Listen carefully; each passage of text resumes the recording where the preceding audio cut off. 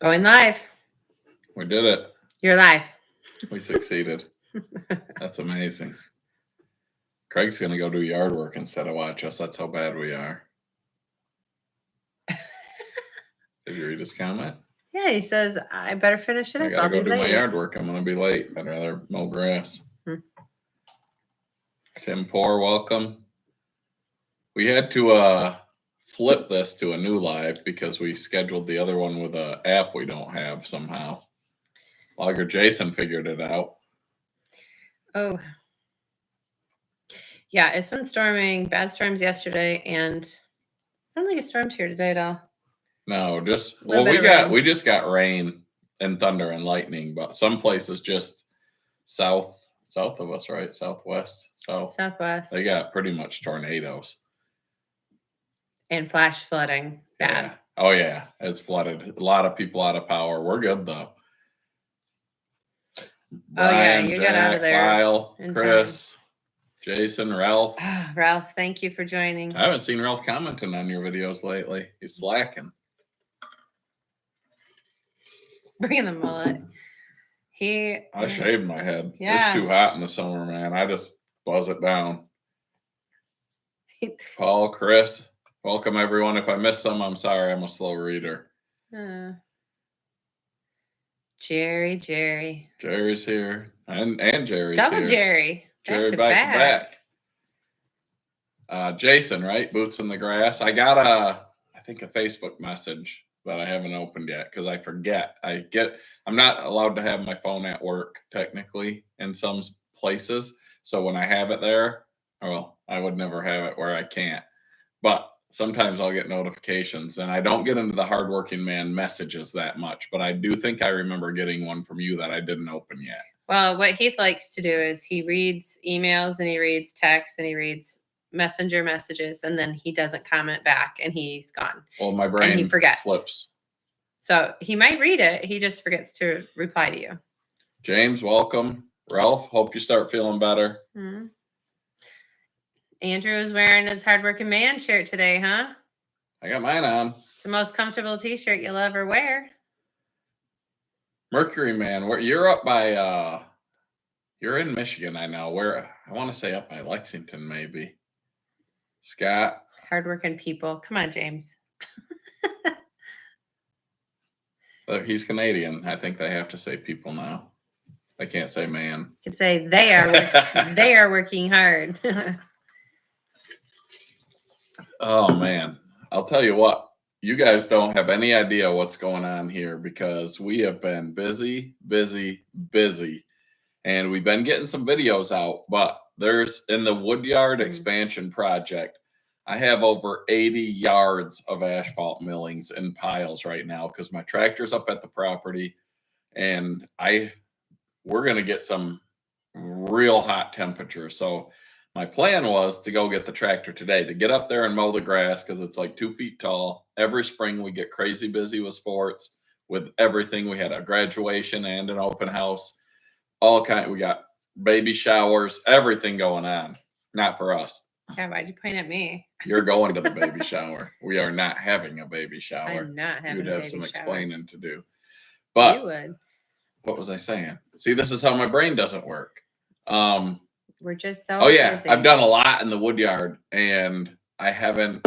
Oh yeah, we got really hot days coming up, and I got the 4 22-yard loads of asphalt, or 22-ton, whatever, big huge piles of asphalt millings. And I guess if they get real hot, they get harder to move around. So my plan was to get that done today. Then I went to baseball all day, and it rained, and it was miserable. And then Michigan construction, it took me forever to get home. And on the way home, my other son is like, hey, my warranty driver repair got done. So I went to Golf Country and picked up his driver. And then on Rachel's brakes started grinding, and she needed an oil change. So I got the brakes done. I got the oil change done, and I didn't get to the property to get our Coyote back and to get the Kubota up there to mow it. So now I'm going to hopefully do that tomorrow. But we still made our live, so that's good.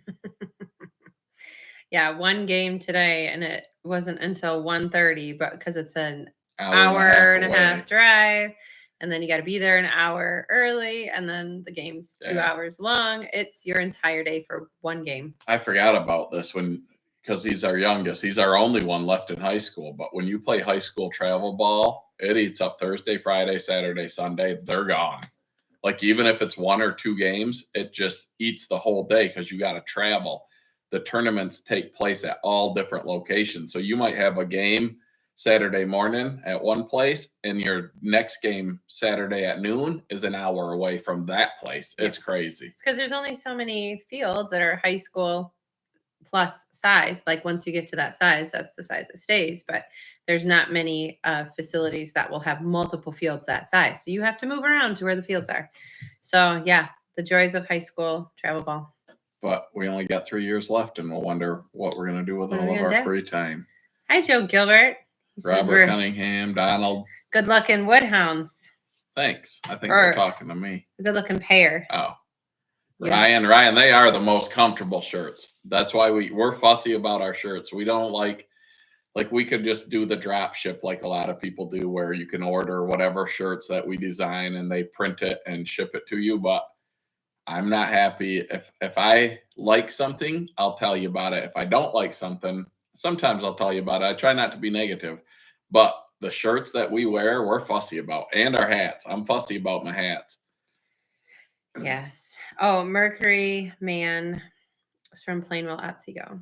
All right. So we lived in Plainwell for a while. I'm actually heading to Plainwell Saturday. Yeah, my little sister still lives there. For the baby shower. Denny Hart, outside in the 515. I can't remember his name. I'm terrible with names. I know he's a welder. See, I can remember some stuff. Oh, I recognize that from TikTok, I think. I think he has a TikTok. We're on TikTok now. It's me. It's not Heath. He won't do TikTok. So I try to put his videos on TikTok. If you're on TikTok, be sure to go on and follow. TikTok. I try to do Instagram. I'm leveling up to Instagram. You're just trying to do Facebook. Let's be real. I'm good at Facebook sometimes. I'm not a technology guy. I would live. The only reason I even have Facebook is because me and my brother got on a hunting show years ago on the Sportsman channel called Battle of the Bow, and you were supposed to vote for teams, and the winner would go on to the next season and defend their title. So I started a Facebook for that reason, and now I still have it. And I just get bombarded with messages from women. Like, it's crazy. It eats up the whole day. All day. That's what he's really busy doing. Don't let him fool you. Logger Jason wants to know when I want the dates for next year's Bear Paw Firewood Roundup to be. That's a hard one. Here's the thing, Logger Jason. I get my work schedule usually in October. No, that's when November. It starts. But I know it usually in August or September. But the union and the government, my bosses, are in a dispute. So it's sometimes delayed. It sometimes just gets locked in with the previous year. So we won't know until at the soonest August or September. And then we still have to worry about kids' sports and events and all of that. So a lot of times we don't know until a week before. Well, Russ, welcome. We'll know your schedule, but Jack, Log Cabin Firewood. Yeah, like I won't get a baseball schedule until like March, April maybe. They tell us when our tournaments are going to be in the summer. So and you never know because it's a lot of last Tommy minute. John hits and we're free. You know, you don't ever know what's going to happen. There's a lot of last minute planning and stuff. I'll tell you what though, because we have 4 kids. 3 of the 4 are graduated from high school, 1 from college. Like I thought, as kids start to move out and get licenses, our youngest is going to get his license here in a couple of weeks. Mm-hmm. Like I was like, man, we're going to have so much free time. I'm busier now than I've ever been. I just run. I don't sleep. And that's not a lie. I rarely sleep. I run, and I feel like I'm further behind than I've ever been. Like I don't think it ever gets easier. Well, it's because your brain, it has a million things going. So then you feel like that's what you're doing. You need to write it all down. No, ADHD people do not make lists. It's actually causes a lot of anxiety. I've been learning this. Why? Then you can cross it off. I've been learning this on TikTok. You're not on TikTok. Hi, Jack. Thanks for joining us. Jason just made a trip. Did you have a good trip, Jason? If I was around, I would have hopefully, you never know when people make trips and they get in this area. If I was not working, when I work a lot of hours. So if I was not working and you were available, it would have been cool if you could have stopped by, but I know you were busy. I was busy. Clarence, I still got your shirt. It's been packed up for over a month. I've been trying to get my assistant to mail it, but she said I have to do it. Well, yes, it's very easy to do. He could print a label very quickly on the computer. I am an in-person guy. But he wants to go in person to the post office. I'm that old man that I want to go in the bank. I want to talk to a person. I go in the post office. I'm going to pay for my postage and I'm going to give you my package. I'm an in-person people. I'm not a go through the drive-through, do it online. I hate those kiosks that you order fast food at. I want to talk to people. But then you complain how much you hate people. What are you talking about? Because I want it to be their fault if it's messed up, not mine. If I order my food on the kiosk and I get it wrong, it's my fault. If I tell them what I want and they get it wrong, it's their fault. No, you Plus, do. I love people. Yeah, love them all.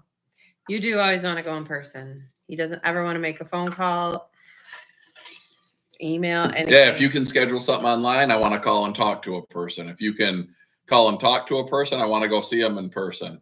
Like, I'll get in the car and I'll drive there. I'll go pick something up instead of have it shipped. I don't know. Oh, yeah, we did find Tim. His keys were in his car. Yes, in his trunk.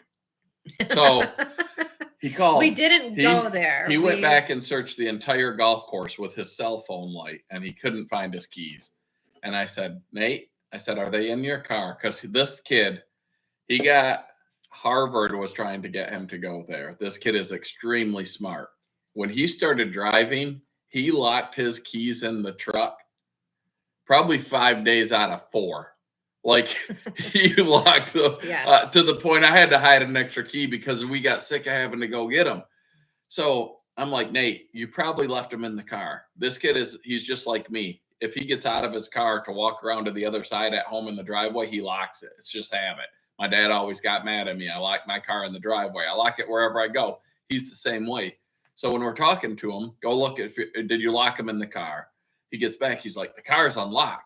That's weird. I always lock the car. I said, Nate, your keys are in the trunk. Pop the trunk, look in the trunk. You set them in the trunk, get your golf shoes on, grab your golf bag. You didn't lock it. You went golfing. Yep, I found them. They were in the trunk. I mean, it's like 11:30 at night. We just were like hoping we didn't have to drive in and go walk the golf course at night. Thankfully, we didn't. Oh, Clarence didn't get his Gramp shirt either. A postal worker stole it. That's what I will get your shirt out. I'm off tomorrow and I am on task, do stuff. Rachel's going to take the baseball duties. Lists like make his life so much better. You need Jack to write doesn't down. have ADHD or kids. See? Sorry, Jack. You don't even realize you have kids. Yeah, I do. No, because your wife does it all.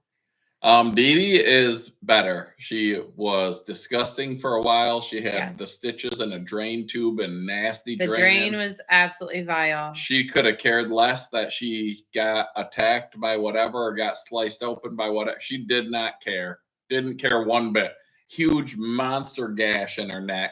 But she didn't care. She's all healed up. Got the stitches out Monday. Yep. We haven't put the collar back on her yet, but we could. She's good. Good to go. As if nothing happened.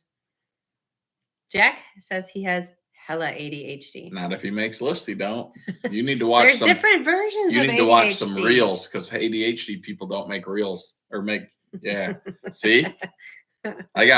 So I went to the VA doctors the other day because I'm finally starting to try to defeat some of my problems or get ahead of them. And they, after talking to them, their first meeting with me, they think I may have at one time in the Air Force, because I hit my head a lot. I worked on jets, and apparently I got knocked out once, and I don't remember it, but Rachel said the guys were talking about it. They think I had a traumatic brain injury, and they might be right. So I'm going to get a full brain scan, and I'll probably blow that machine up. You probably will. I'm very They're probably excited. going to be like, wow, There is either this thing's going like crazy, or they're going to be like, "How are you still breathing? There's nothing firing up there." I wonder if they can scan, if they'll be able to test. I don't know who is doing it, reading your scans, but if they can see like your ADHD on there, I know you can.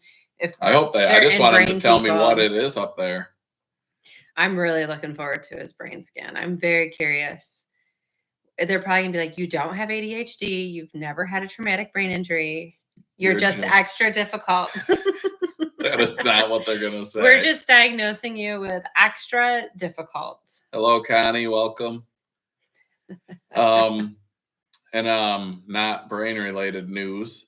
I have a brand new saw coming that's going to, before I ever lay hands on it, it's going to be ported. And some of you will find out what that is, because there is someone who is very active on Facebook and is starting to get into YouTube that is doing the porting. And tomorrow he is going to leak some information on it. And I can't wait to get the thing. It is going to be my fastest saw ever. I'm not a faker. Yeah, he is. I would forget to fake it because I forget to put 2 socks on in a row. I only get one on. Tim says he never locks his truck, leaves his keys in the driveway. Housekeeper locked the house one time, had to throw a rock through the window. Heath locks his car. We live out in the middle of nowhere, and everything is locked up tight, always. And there's been robberies in the area lately. Good night, Scott. Thanks for tuning in. And the Well, Jack, it may be, because you know me, I like people that share information and help others. And Joe from Dino Joe is like that. And Tim from Iowa Performance Saws is like that. So those are 2 guys I've learned a lot from. And when I say learned a lot, even though I'm a very knowledgeable chainsaw expert now, I wasn't always that way. I have had to learn through almost dying multiple times, and I still do. But I know why I almost died now, where before I didn't even know it was a chance. He's a slow learner, is what he means to say. He has no sense of danger, no sense of life preserving. He just goes and does it without thinking. All I run is Red Armor. And anyone who needs Red Armor, sawsupplier.com has the gallon jugs right now. They were out for a while, and they got a shipment in. I ordered one the day he got a shipment in. And anyone that needs a saw, they now carry Steel, Husqvarna, EFCO, and Echo, which is one of my favorites, at sawsupplier.com. And with code HWM10, you get 10% off any saws, free shipping on everything on their website. So if you watch my video the other day when I was trying different size rim sprockets, you can buy a $7 rim sprocket and get free shipping. You don't have to have a $50 order or a $75 order. And they have Blackstone grills now. And one person that buys a Blackstone between now and July 4th is going to get all their money back, 100% reimbursed. So if you're interested in one, they're the same prices as Amazon. You're supporting a family instead of someone who sends fake rocket ships to space and to fake space. We still support him, though. Well, we do. We're big Amazon people. But I'd rather support a more local guy that started out of his garage, a guy that's like us, that's out snowmobiling in the winters and doing what we do, than someone who's whatever he does. I don't even know. What's up, Jeremiah? Jeremiah, welcome. Rachel's, I think, going to put a link. Oh, no. I might have to. I'll have to do it. I'll get that on while Rachel's talking to you. I know you guys don't want to talk to Rachel, but you're going to have to for a second. Yeah, I'll take a breath. I'm very sorry you get stuck. There's no space, Jack. You're a flat earther. What do you feel about the chemtrails? No. No, we're not going there. We are not going there. Stop with your chemtrails. When we had family over, why is it not on here? For Nate's grad party, we Heath's mom has some of those like conspiracy theories that she abides by, and same thing with How do I find this? Quit talking. Oh. My cousin's wife, she also. So we had a lot of great conversations about all the things going on and all the conspiracies, and I love it. Now, mind you, I am a commercial pilot, and her cousin is a commercial pilot, and we are both anti-chemtrails. Right. Is it June 19th? Yes, I found me. Sorry, I'm not supposed to talk. Okay, volume down. He thinks out loud. Yeah, so I don't really have, I have like somewhat of an opinion on chemtrails. I don't feel very strongly about it, but they do. So I think it's great. I love hearing theories about what people think and believe. Frenzy. Oh, isn't there something going on? I feel like there's oh, Margie says hi. Jerry says Okay, hold to on. Heath, her favorite. I just got an important text that might be great for one of you guys. Hold on. Oh, you can keep talking. Oh.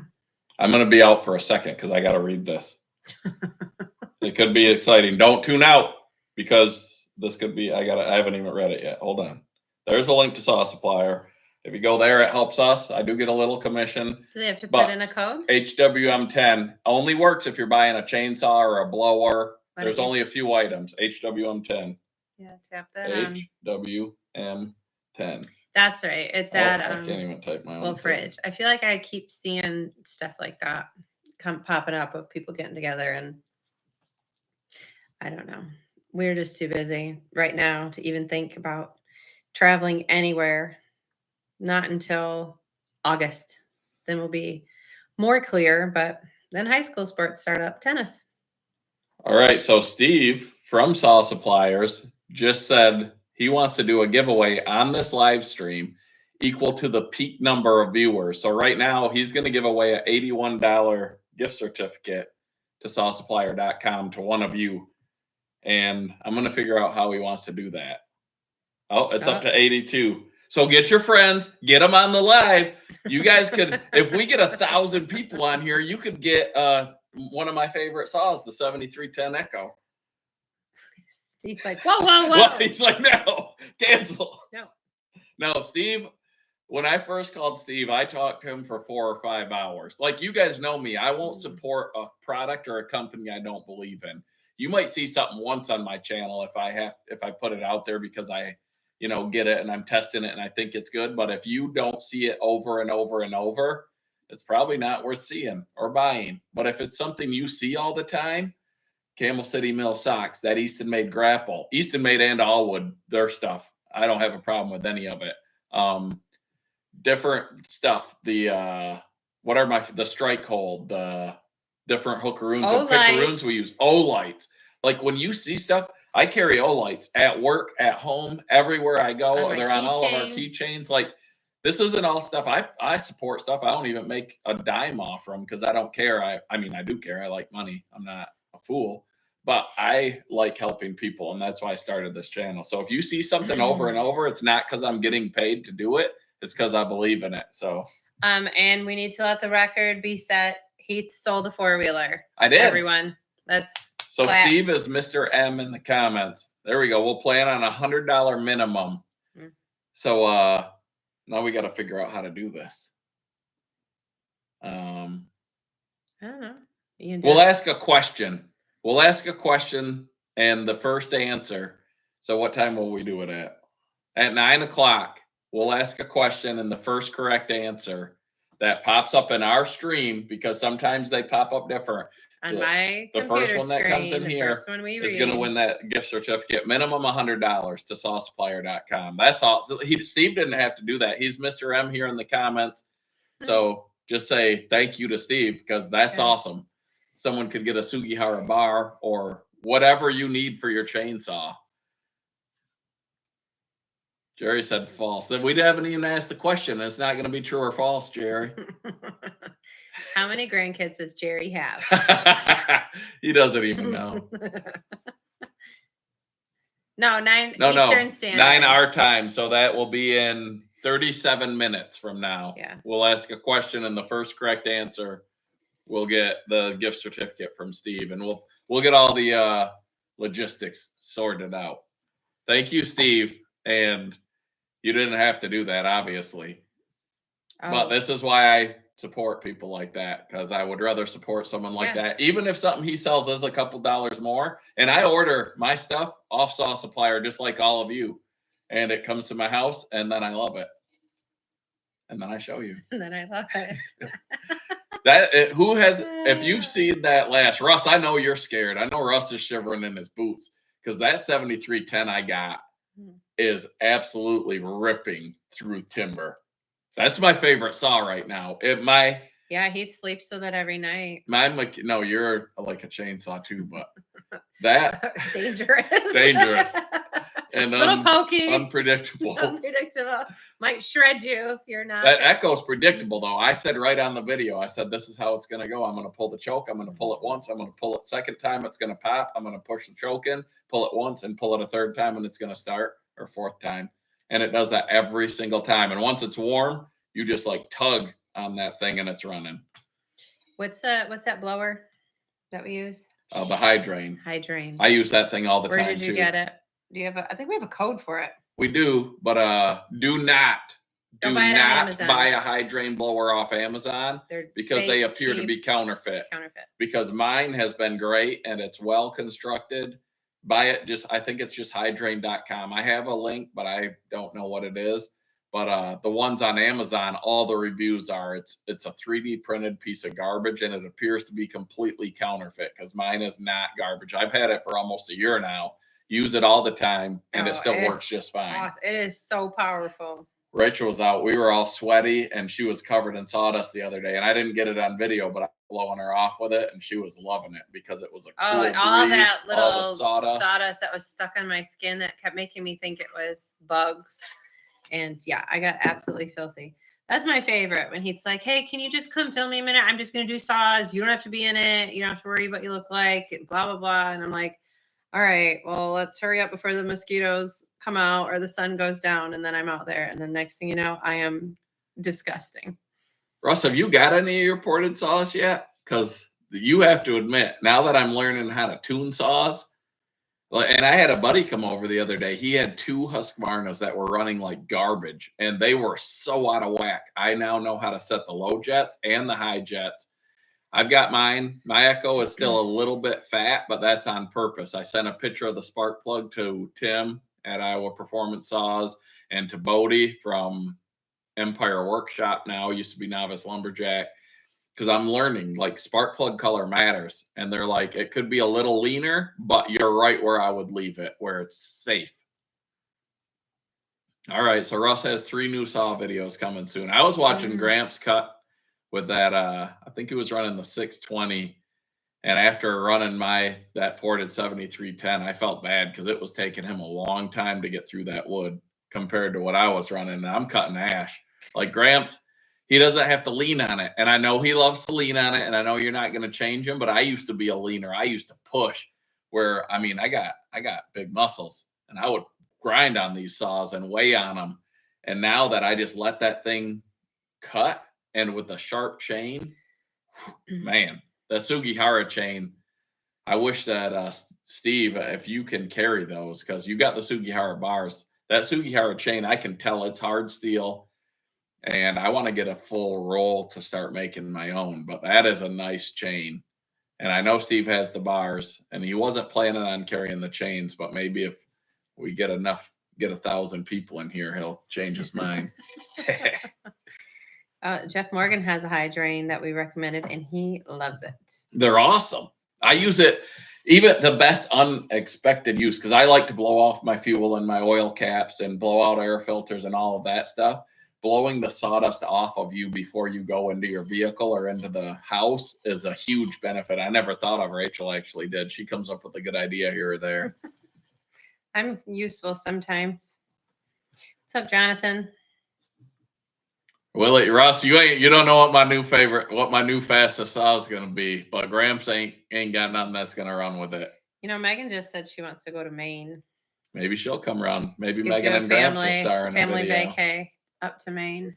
I gotta get in sawing shape though, because I have not been just getting after running a saw, and it's like riding a bike or playing hockey. It's different muscles that you use. So once you get into it, you don't get sore anymore, and you can run longer and you can cut. But when you haven't cut for a while, you get sore and tired quicker. Like I've cut, but I haven't cut a marathon. Not for a long time. Yeah. I'm going to, though. I got a plan coming up. I'm going to just burn myself into the ground. Because why not? Why not? Tank for tank with Gramps. I don't know what my fuel mileage is going to be on my new saw. Let's go 30-minute cutting session. This is strawberry margarita tequila. Jeremiah. He's just found them. I feel like I bought it before. He says he's never seen them, so we're trying it. It's good. Jason, welcome. Jason's another guy. He's always working. He's a cook, I believe, at a restaurant, always making firewood. Works for a tree service now, which helps him get some firewood. You look like you're chewing on something. You got ice, maybe? I had a piece of ice in my mouth. I'm like, what are you eating? Anyone who's new, in 30 minutes, we're doing a minimum $100 gift certificate giveaway to sawsupplier.com. Steve, the owner of Saw Supplier, is in the chat, Mr. M, and he graciously donated that. Or it could get over $100 if we get over 100 viewers. So text your friends, tell them to get on here for a chance to win and to get that number up. William Klein, welcome. You know what? So that video, my last cutting video, I was using the Firewood Pro Sizer. And no matter what you use to measure firewood, whether it's your eyeballs, whether it's a laser, whether it's zip ties on your thing, whether it's a perfect stick, whether it's chalk, whether it's a graph stick, you're going to have people tell you you're doing it wrong. There's so many ways to do it. And in different scenarios or situations, I do it differently. For what I was doing, that laser, that Firewood Pro Sizer was unbeatable because I'm getting perfect, accurate cuts with no pausing or stopping. I had a pile of logs. I had the Firewood Pro Sizer charged up. It was not too bright to see it well. I had it set on the only saw I was going to run, and it just went fast. I'm a big, what Russ calls the Gramp stick, because it's the Gramp stick, but I've been using that for years, but it wasn't the Gramp stick. It was just a painted orange dowel rod that I used. And I use it both ways. I use it like Gramps does, holding it and doing that. And I use it and just mark my chalk. Like, there's so many different ways. The Mingo marker, I've never tried it. I just don't think it's for me. I would have paint all inside my truck. In fact, I filled a cardboard box full of stuff with paint the other day because the nozzle got pushed down and it ruined all kinds of stuff. So I'm safer with sidewalk chalk. I'm like a child. Yes. Paint is dangerous. But there's so many different ways, like the zip ties. People always tell me, get the zip ties like Chris. I did that also, not the zip ties, but there's something that I spent way more money on, and it's still on Amazon. It's basically, it's like an air hose quick connect. It is an air hose quick connect. And they took and made a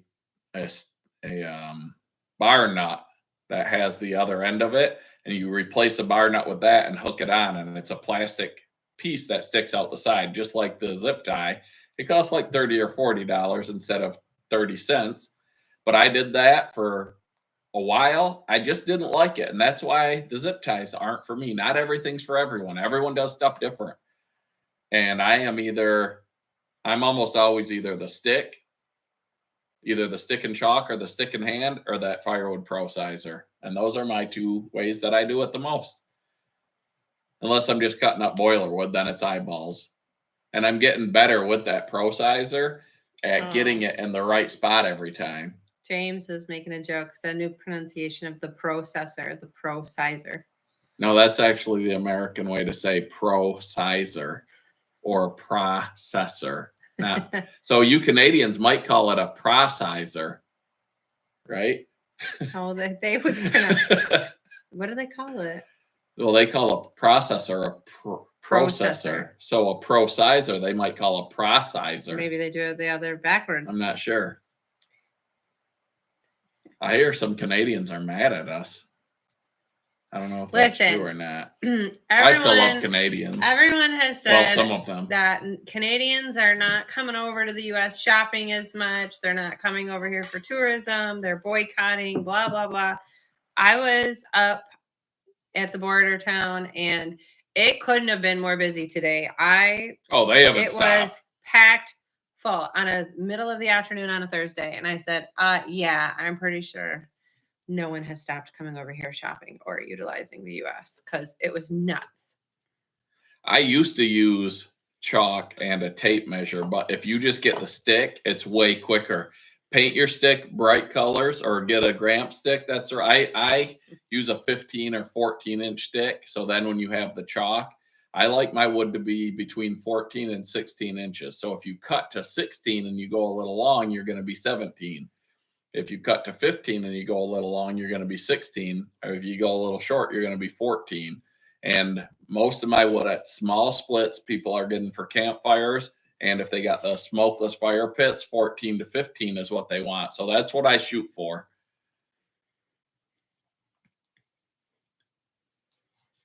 Clyde, so tomorrow's video will be exactly what you're asking about. A lot of people have asked that. Why didn't we use the Dyna to buck up that ash that I got?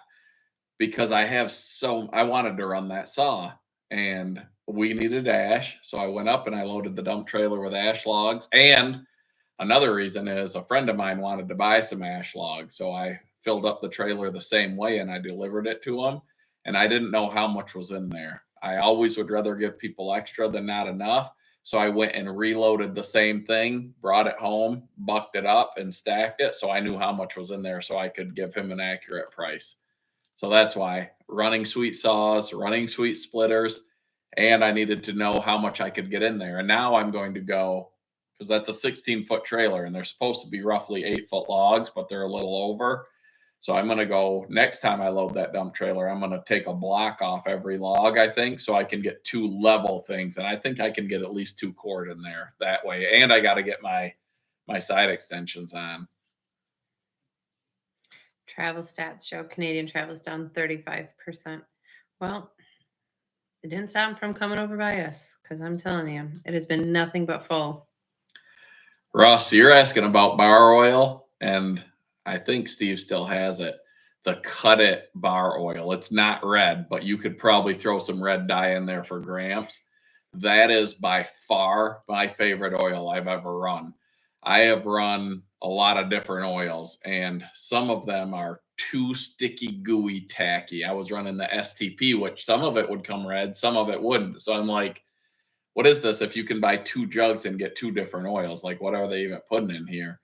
But that Cut It bar oil that I bought from saucepsupplier.com, it's not red, but it's just a good quality oil, and it's not crazy expensive, but it doesn't get all gooey and nasty and sludgy like a lot of the oils I've run in the past.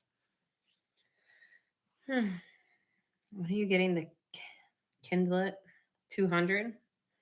What is that? Is that like It's makes little teeny wood. So I have a ton of kindling that I still have to cut up because it's in my way. Yes. That I bought just sawmill rippings, and it's great for kindling, and I put it in with my orders and stuff. But with the fire starters and the dry wood that I sell, you don't even need it. But people like free stuff, so I'm gonna do it. But hi, Linda. Timon's grandparents, Ed and Linda are on. They met us. Remember when we met? Oh yeah, I was just gonna say, did we meet you? Timon's almost always first on, but he didn't get first today.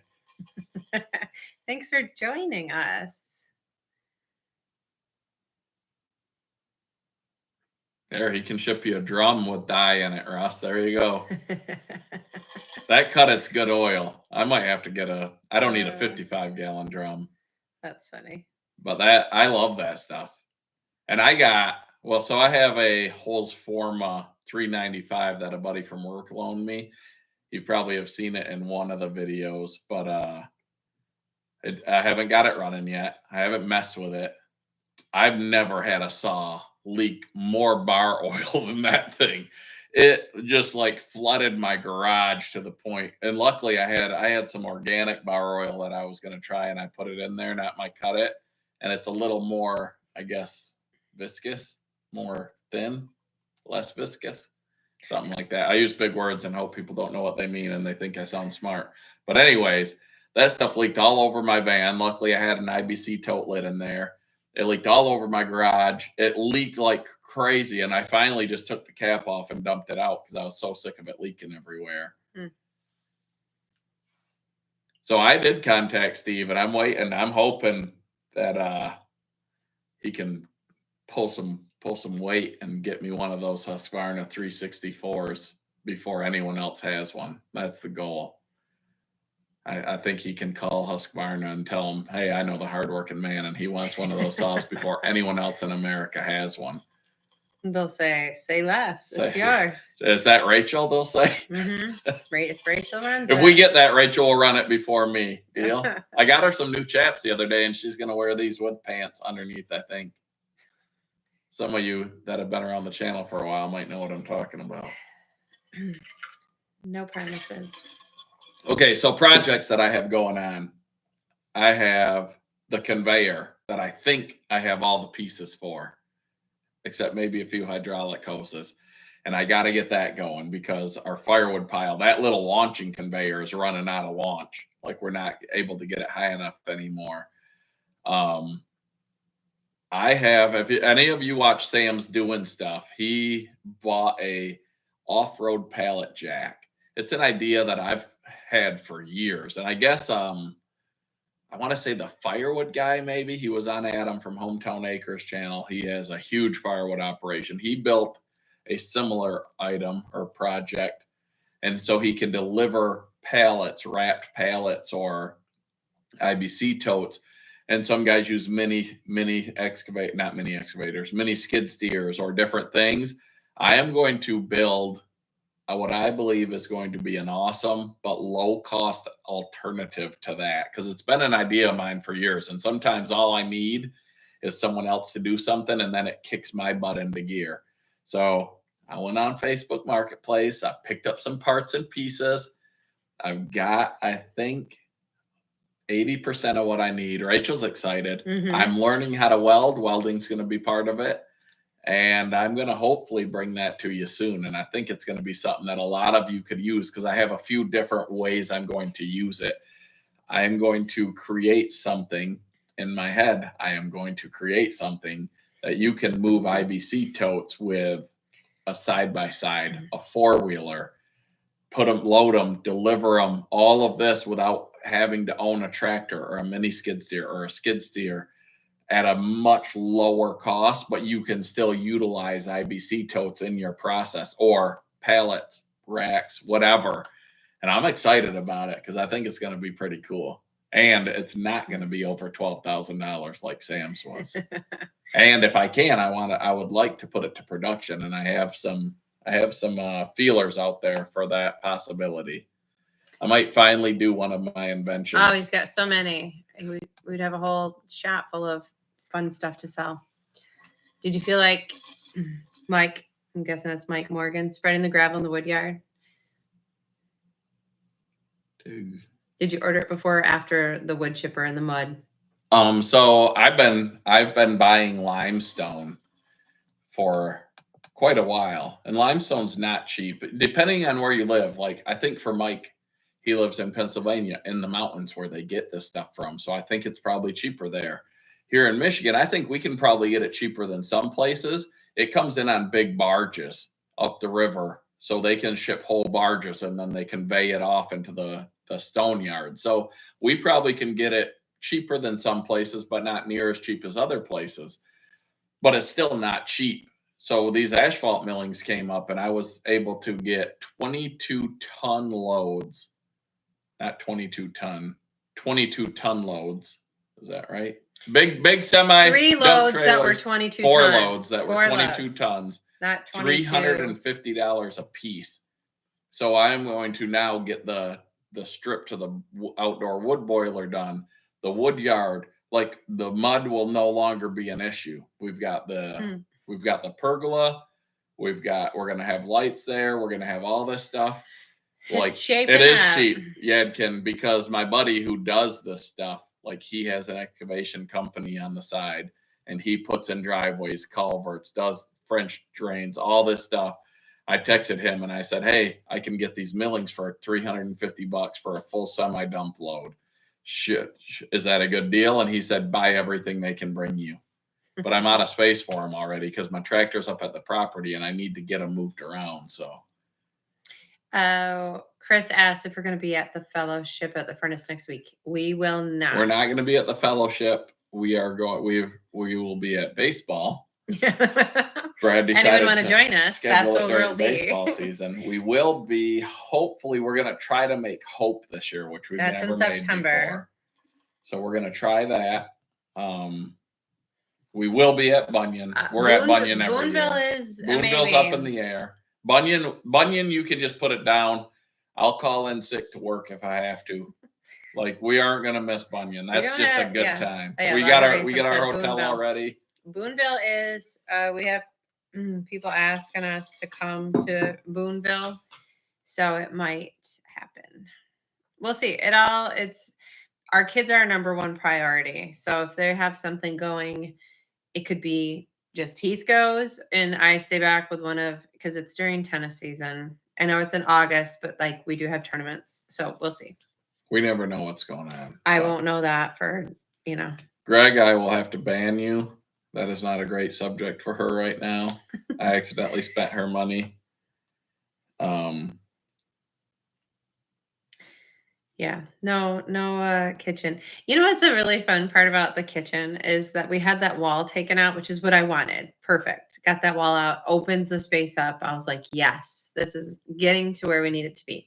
Well, in the process of getting that wall knocked out, the electric, there was outlets and light switch there that had to get taken out and moved.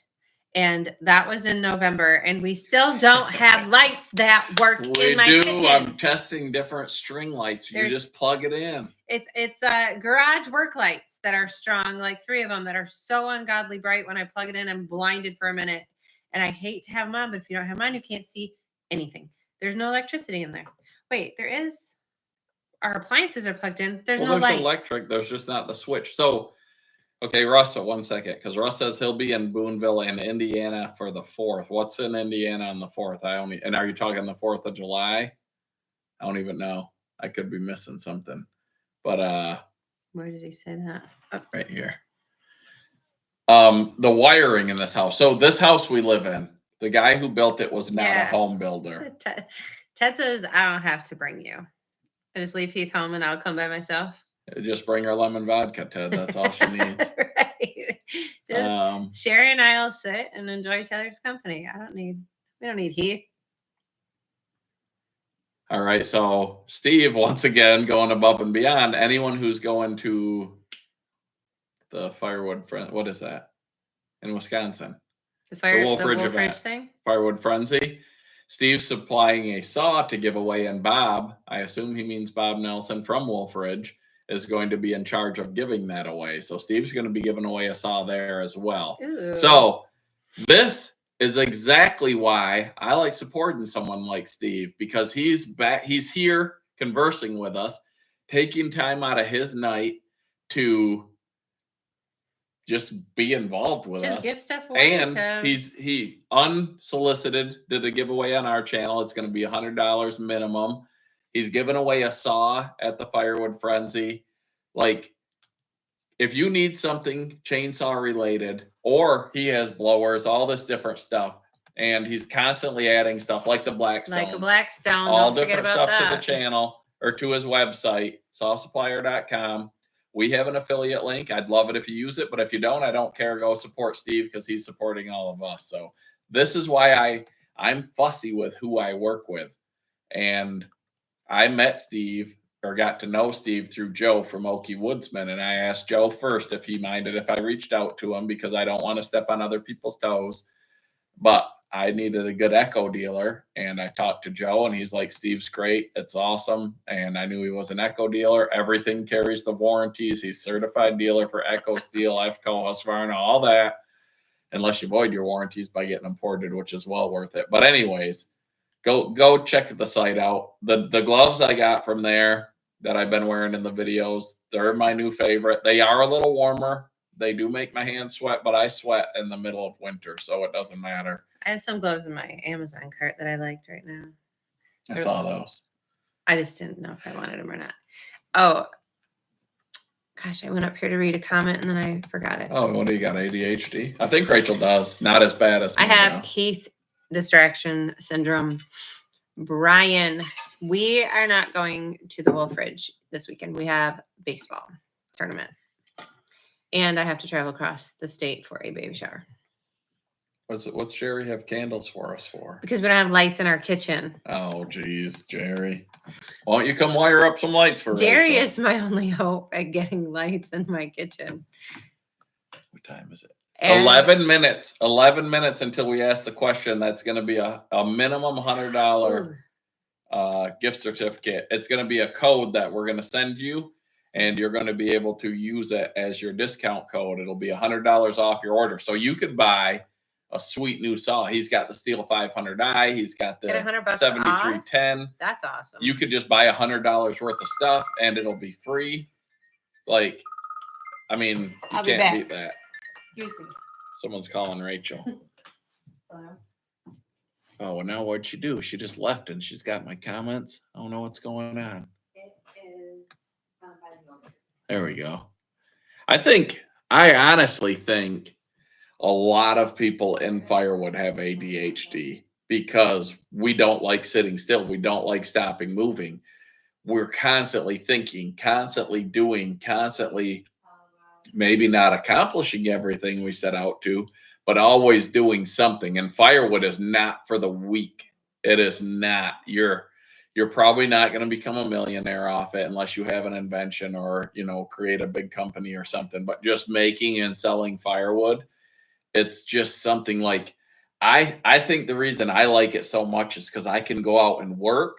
And when I'm done, I can see the pile or the stacks of what I created. So you see what you did. Where a lot of times what I do, and this is just my own, I'm like a psychology major in my own head.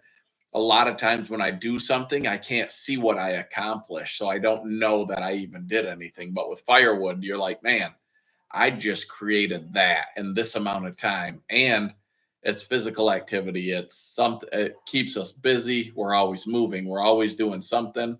It's good, keeps us in shape. And yeah, oh yeah, Ross, you're always pumping yours out because people buy that green wood. I wish people here would buy it. Here, people are fussy. They want 5-year seasoned oak for their campfires. You guys can just sell everything you can pump out. But yeah, I like you see it though, because you make a dump trailer of wood and you immediately turn around and have a handful of money. So you do see you don't get to make the big, huge pile, but you see it comes back. Like, I don't know, ADHD and firewood just go hand in hand. They say it's a superpower. Some people think it's a disability. I think it's a superpower. And I actually saw something the other day. I was reading it, and it says like, so how like autism, like obviously extreme autism isn't bad, but not bad, but it can be limiting. But like some level of autism, like somebody was like, if you take an autistic person and give them steroids, I'm not recommending this, you can create super athletes. They're like, anyone can take steroids, but when you blend that with a little bit of autism, you can create absolute super athletes, which I was like, it sort of makes, I don't know, because it makes sense though, because like Nate, our son, he thinks he has a nick of it, and he's crazy smart. He says it nicked him. He thinks Rachel has a little bit of it too.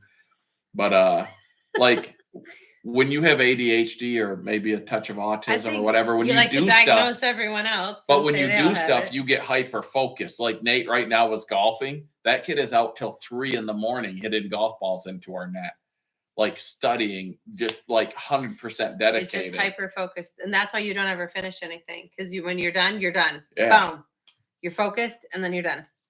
If you can harness that and add the As an performance athlete, enhancingness to it, you could just become a super stud. Test it out. Hey, well, Joe, welcome. Hey, you got power over there, Joe? I know you lose power when the wind blows. We've had some decent storms lately. Oh, hi, Joe. So, Joe, I know Joe just checked in. If there's any new people, in 6 minutes, we're going to ask a question, and the first person to answer the question correctly in our chat is going to get a minimum $100 gift certificate to sawsupplier.com. And it can be either you can buy $100 worth of stuff and it'll show up at your doorstep for free because he has free shipping on every order, or you can buy a sweet chainsaw and get $100 off from it. So, I mean, you can't beat that because Steve just stopped in. Uh-oh, our battery's low. Oh, because that part's not on. I'll fix it. Okay. Don't knock everything over. There we go. Now we got power. Had to use the power pack. We use those power packs all the time. All the time. I know we posted a lot of, I was thinking about that because somebody just sent us an email for a power pack. We want to put it on. I was like, we had a lot of power packs on our channel for a bit. But we use them constantly. But we use all of them. Like Zach, our 15-year-old. He carries the dang things around. He'll bring it in the car if he knows his phone didn't have a chance to charge yet. It's power packs come with us everywhere. You guys, Oh, Basso family, Firewood. Hello from South Louisiana. let me know when that is, Steve, and I will, because Oregon's some of my favorite chains as well. But I would like that, and I know sometimes you can do echo stuff. Like I can make sure that I can get myself free for a day if need be. So let me know. Versed.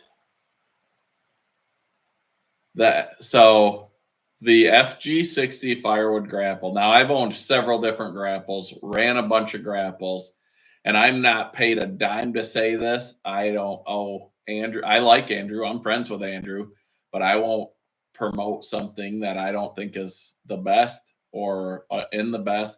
That FG60 Firewood Grapple still makes me smile every time I use it. That thing is by far and away the best grapple I have ever used. I've owned an Erskine grapple that was almost a $10,000 grapple. I sold it. I had a Land Pride, their heaviest duty one. Do yourself a favor. Don't buy that. That thing bent constantly. It was just, do not. Land Pride makes some good stuff. Their grapples are not one of them. I've ran aftermarket grapples. The FG60 Firewood Grapple, I haven't found anything I haven't liked about it yet. That thing is in most of my videos when I have my tractor because I use that thing literally almost every day. Like, yeah, and he tells me how much he loves it every single time. Just like whenever he's cutting with the Echo. If your tractor has because they're not light, they're heavy duty. They're AR400 steel. They're built. If your tractor can handle the extra weight of that, buy it. You will not regret it. I promise you. It's on another level from every grapple I've ever run or seen. Like now that I know, like how pointy the tines are, the finesse you have with it, the split top that you can do different. Like it takes a little bit to get used to because every grapple does when you're running different grapples, different things. That thing is, I love it. It's like my ported 7310. It puts a smile on my face when I use it. Like I've had people comment like, geez, enough about the grapple. Like I'm not trying to sell a grapple. I'm literally smiling and laughing. He's excited to use it every time. Like Rachel yells at me. She's like, enough about saying this saw rips. I'm like, but it does watch. Like, oh yeah, it is. I get excited. For show. Man. That's not him just. I'm not a fake person. No, that's him seriously. Sometimes I'm fake with Rachel when I have to act like I'm not mad when I am. What are you talking about? I just bite my tongue. Yes, he's fake when I am the only person that knows when Heath is telling lies too, just in case you know. He's 2 minutes. When he's talking, he's telling lies. I should get an FG60 kitchen. Yeah. I could rip the kitchen out with that thing if I could get it through the slider. Oh man, that's the only Rachel wants me to get a mini excavator to dig out that pond. Yeah, I'm shopping. But I'm not gonna buy. I promise you guys all this. I will not. I will invite I can't say that. One of you who I can't has say a that. mini X. I was gonna say come be on the channel, come dig out the pond. I will say I'll video. I would say I'm not gonna buy a mini excavator before that kitchen's done. But if a $30,000 mini X comes up for $9,000, I'm gonna buy it. So I can't say that because I don't like to break my word. I will not buy a non-steel, like an absolute. I stole this thing. Mini excavator before the kitchen's done. You guys can take that. No, it would have to be $100. You are banned. So Rachel tried to make this new rule. A mini X. Rachel tried to make before my kitchen's done. This new rule. I will never be on the channel. That I can only spend the money I make from selling firewood on stuff. and I'm real good at spending money. So I'm going to need to get even better at selling firewood. Oh, because he said, "Oh, I got a great idea. How about all the money from the wood stands can put an account for your firewood or for your kitchen?" And I got to come up with a question. I Somebody's said- going to win $100. Sorry, keep going. I said, "So I'll get a new kitchen in 5 years." And he said, "That's not fair. We'll make more than that, blah, blah, blah." So I said, "Okay, how about you take that money? That's the only money you can use to buy anything new, period." He seems to think, though, that means if he sells something, he then gets to buy something. I said, "No, you don't. That money has to go into an account." I need to think of a question. It's his ADHD. He has Hold on, this I gotta look at impulse. my He can't recent help videos. it. Dirt rider. He will never clean that garage up. Well, No, that garage is. I put a organizer up that organizes batteries and power tools, a hanger, because that garage is good. That's good, nice. I got something new to clean stuff that too. can be that could be a question.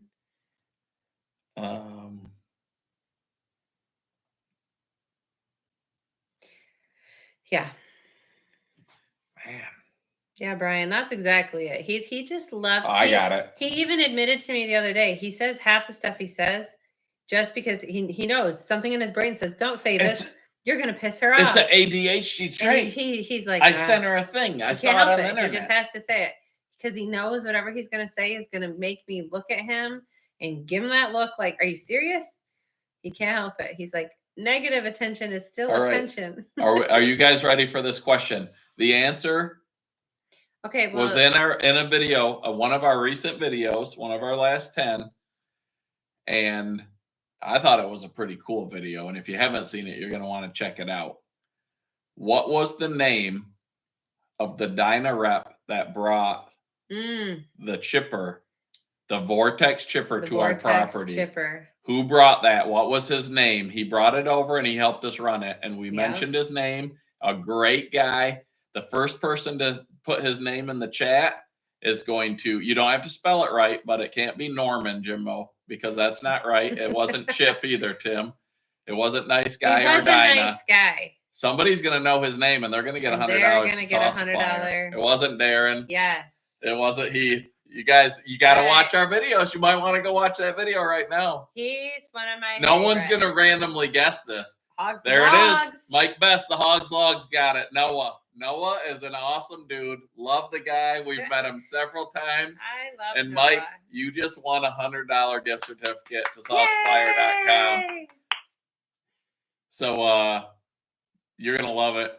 You're gonna, well, yeah. Mike, Mike's got a Evo. Oh yeah.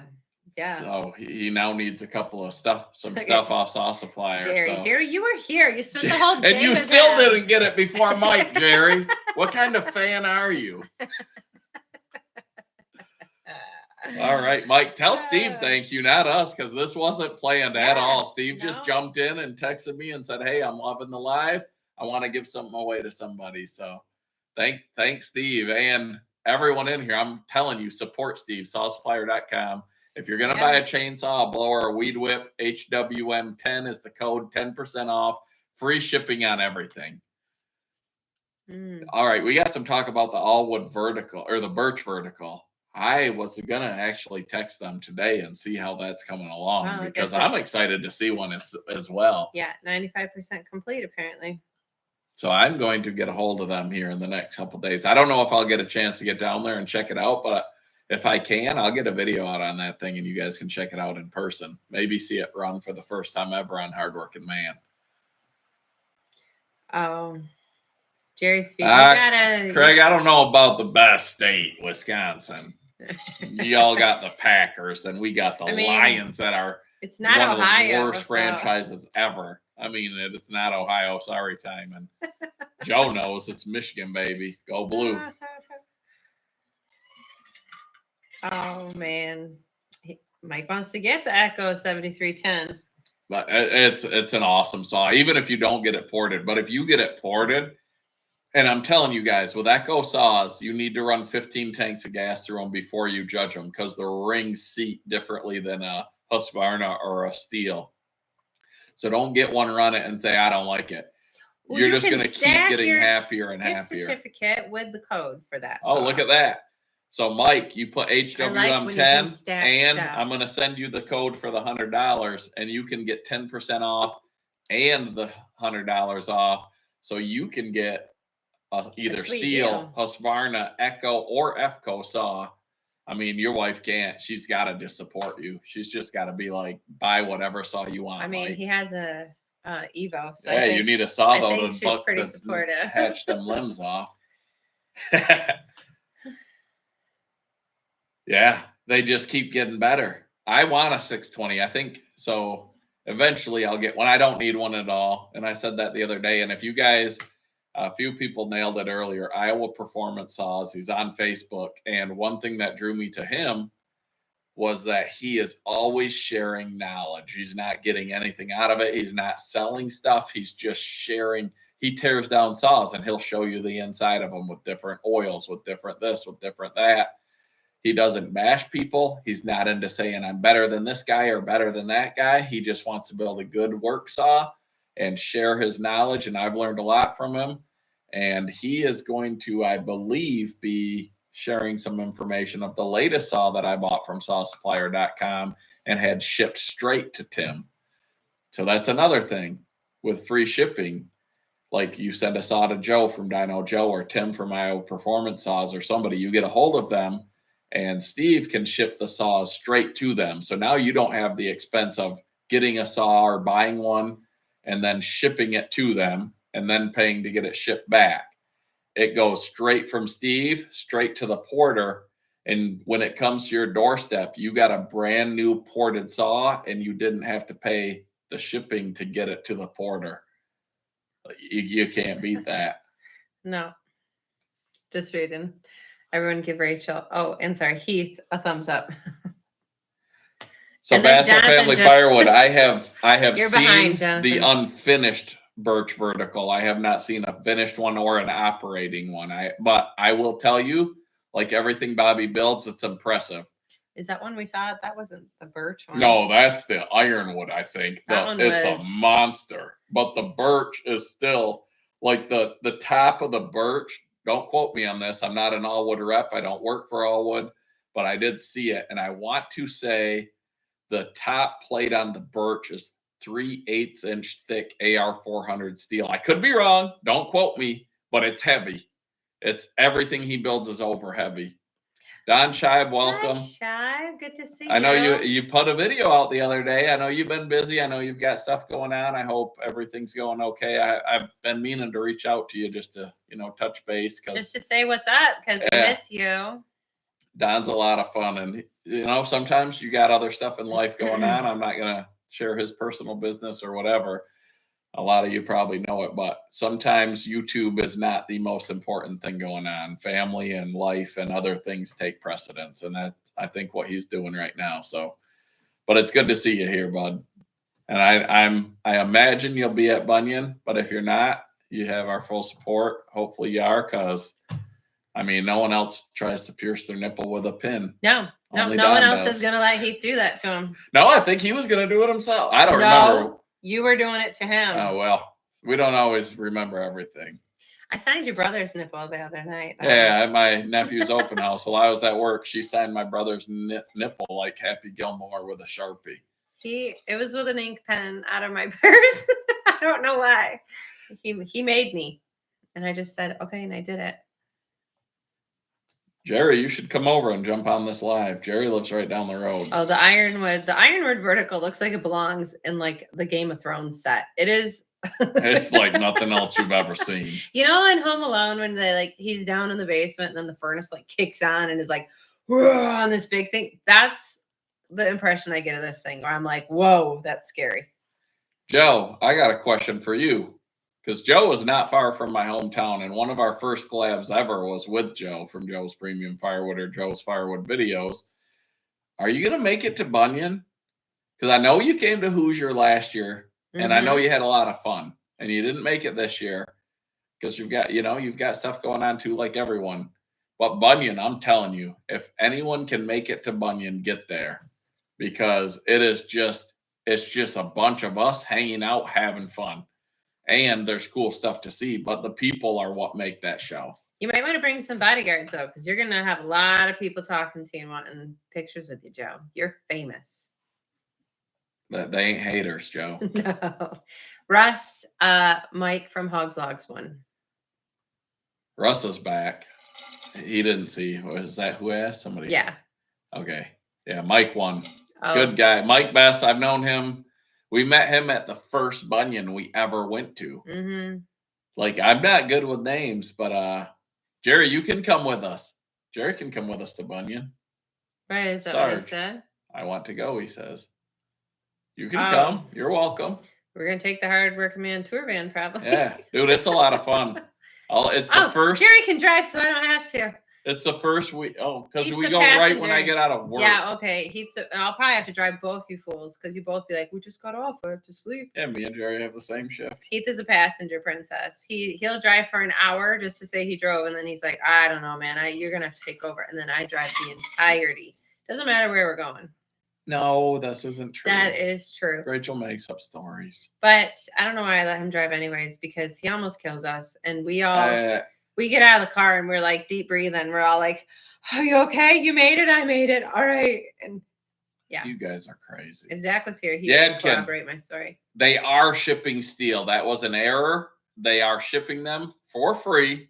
And I don't believe it says that on the site anymore, but they have the 500i, the 400. Buy it now. Use code HWM10, 10% off, free shipping. I know I keep saying that, but Steve's here and it's just, you can't beat the deals. And steel prices, if you guys haven't been paying attention to YouTube, they're going to jump, and they're going to jump by a good margin. So if you're considering a steel, they are good saws. I've run the 500i's. I've run the 400C. I just like to get stuff that a lot of other people don't have a lot of times. So and then I love them. The Echoes, I love them. I am not paid by Echo. Echo doesn't even know who I am. Maybe one day they will, and that'd be sweet. But I love the Echo saws. They start and run great. That once ported, they'll run with anything. The right ones, the pro grade saws. But the steel saws from Saw Supplier are free shipping, just like everything on their website. Mm. Steel, my 044, I don't run that much, and I don't have it as lean as it could be because I have the early version slant fin 044, which is a pretty valuable saw, and it runs awesome. But it did get beat by my ported Echo and my ported Makita, but it's a stock 044. But I bought that from the original owner, and I got what I think is really cool. I'll show you. Oh, no. Where are you go? Oh, okay. Keep your pants on, Heath. I got pants on. James, I don't know if you're asking me how far away Bunyan is or Joe. Joe said 6.5. We are about 5. Well, if we don't stop. Oh, there it is. Which we do stop because Heath has to stop a lot. Because, passenger princesses can't just drive straight. They got to stop a lot. So it probably takes us closer to 6 to get there. So when I bought my steel Hi, 044, I got this. This is the hat the guy got with it from the dealership when he bought it brand new. That makes my 044 more rare than a lot because who has this?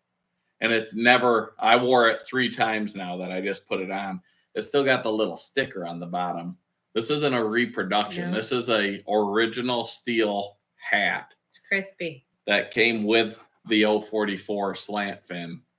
Like, this is like something that you would put on Antique Roadshow and they'd be like, oh my gosh, that hat is what makes the saw worth $1 million. Yes, it's $25,000. No, 1 million. But yeah, like that, I thought the guy actually emailed me or Facebook messaged me after I bought the saw like a couple days later. And he's like, hey, I just bought the hat I just found the hat that I got when I bought that saw. Do you want it? It was in Canada. I said, absolutely. I will come pick it up. 100%. Like, that's cool. I mean, you might call me an old dork. I never thought when I was a kid that I'd be like, oh man, I got an old steel hat. 3 Green Acres Firewood is in South Higgins State Park. Is that, you're in Michigan? We've met them a few times. You know who they are if you saw them. I think they were in Ohio, if I'm not mistaken. Mark, I like that. I'm not ever going to wear that hat really because I want it to stay nice, and I am a sweaty monster and I ruin all of my hats. He's disgusting. But That's yeah, what he means that to hat, say. every once in a while I'll put it on when I'm running that 044, and that's it. Jeff, welcome. Yes, Michigan. Yeah, get your.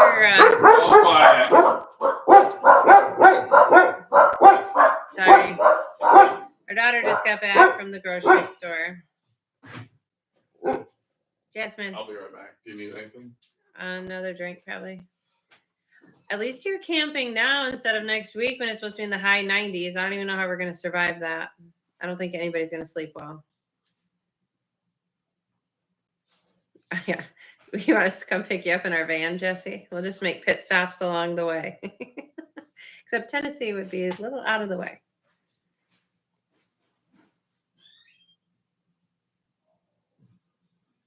Yes. No, these dogs. I don't know if I've been to people's houses and the dogs don't bark when you show up. And I don't even know what that's like because I've never had a dog not just bark and bark and bark at people, which I don't mind if they're alerting me to somebody that's here. But I would like to be able to have them trained where I can say something and they stop because it's really annoying when new people come over and they won't stop barking.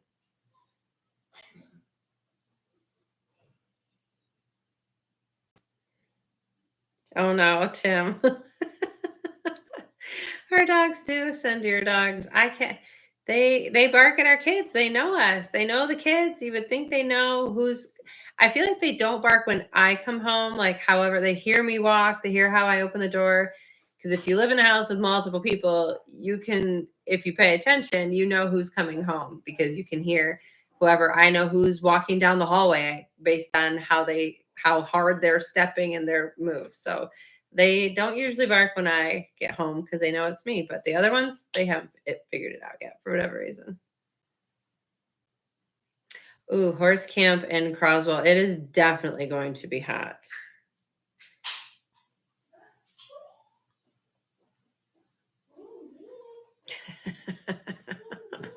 We sent it.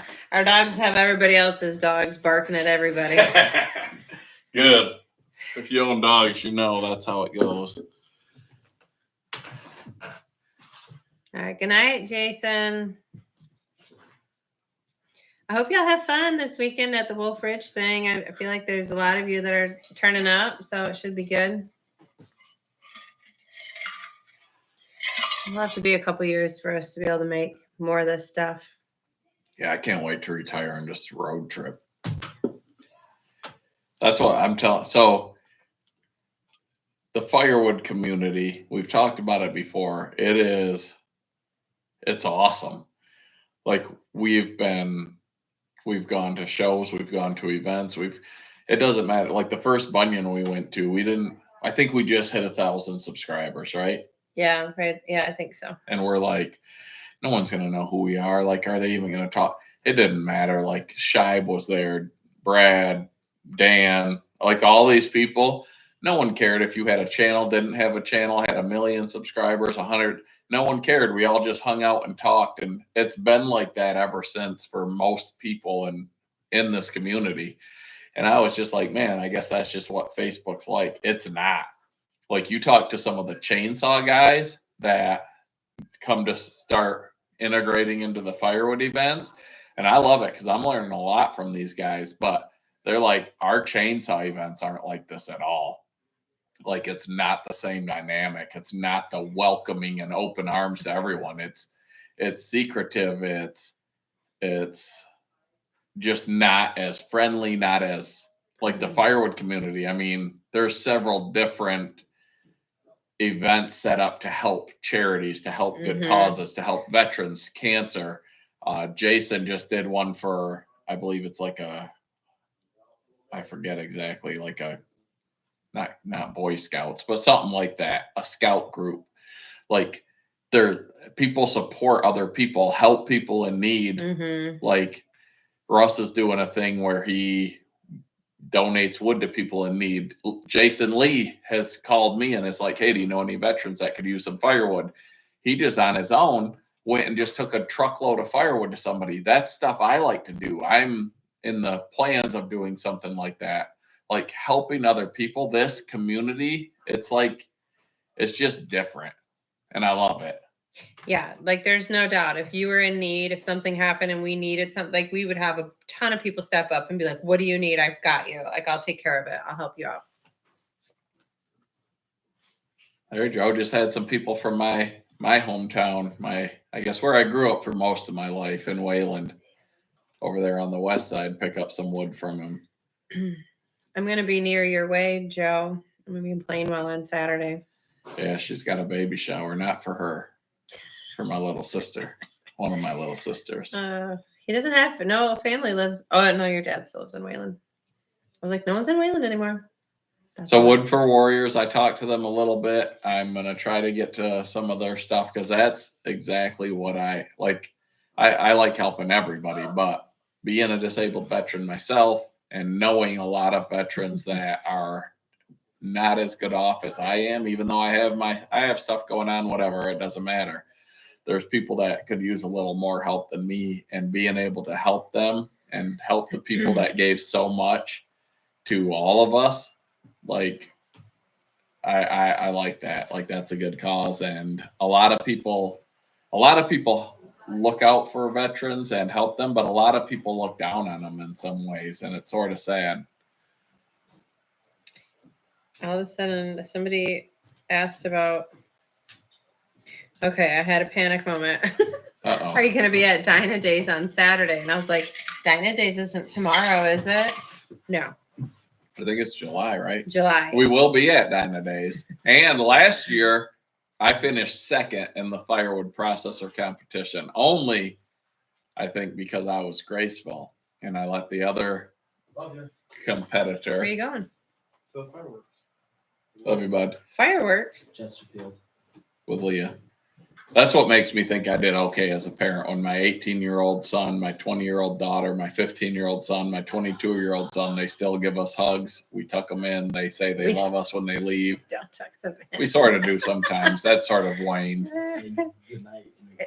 Zachy doesn't like kisses on the lips anymore from his pops. Oh my gosh, you're the one who did that. When Joe was like 7 and he still wanted like a good night kiss, and Dad was like, no. I'd give him a kiss on the head. On the head. I'm a dad. Look at him. Feel his chin. It hurts. I know. So what if I you're know. Dad? So I Dyna forget Days what I to was answer. saying. Oh yeah, I got second because I let the other competitor, who was a younger kid who won last year in the kids division, he was in the adult division, and he did have more time on the machine. But I graciously let him pick which processor he wanted, which the logs were already on, and there was one that had way better logs, and he picked that one, and I lost on the one that I knew I would lose on. But I was running it smooth. And this year, if it's down to me and him, it's the gloves off, kid. He's not giving any free passes this time. No, it's July 18 and 19. So Friday is the competition, and Heath will be there for that for sure. But yeah, that Dyna Days it's a bunch of good people, and you get to see their different machines. The Vortex chipper, that was if you saw our video where we were on the chipper, that was the smallest one they make.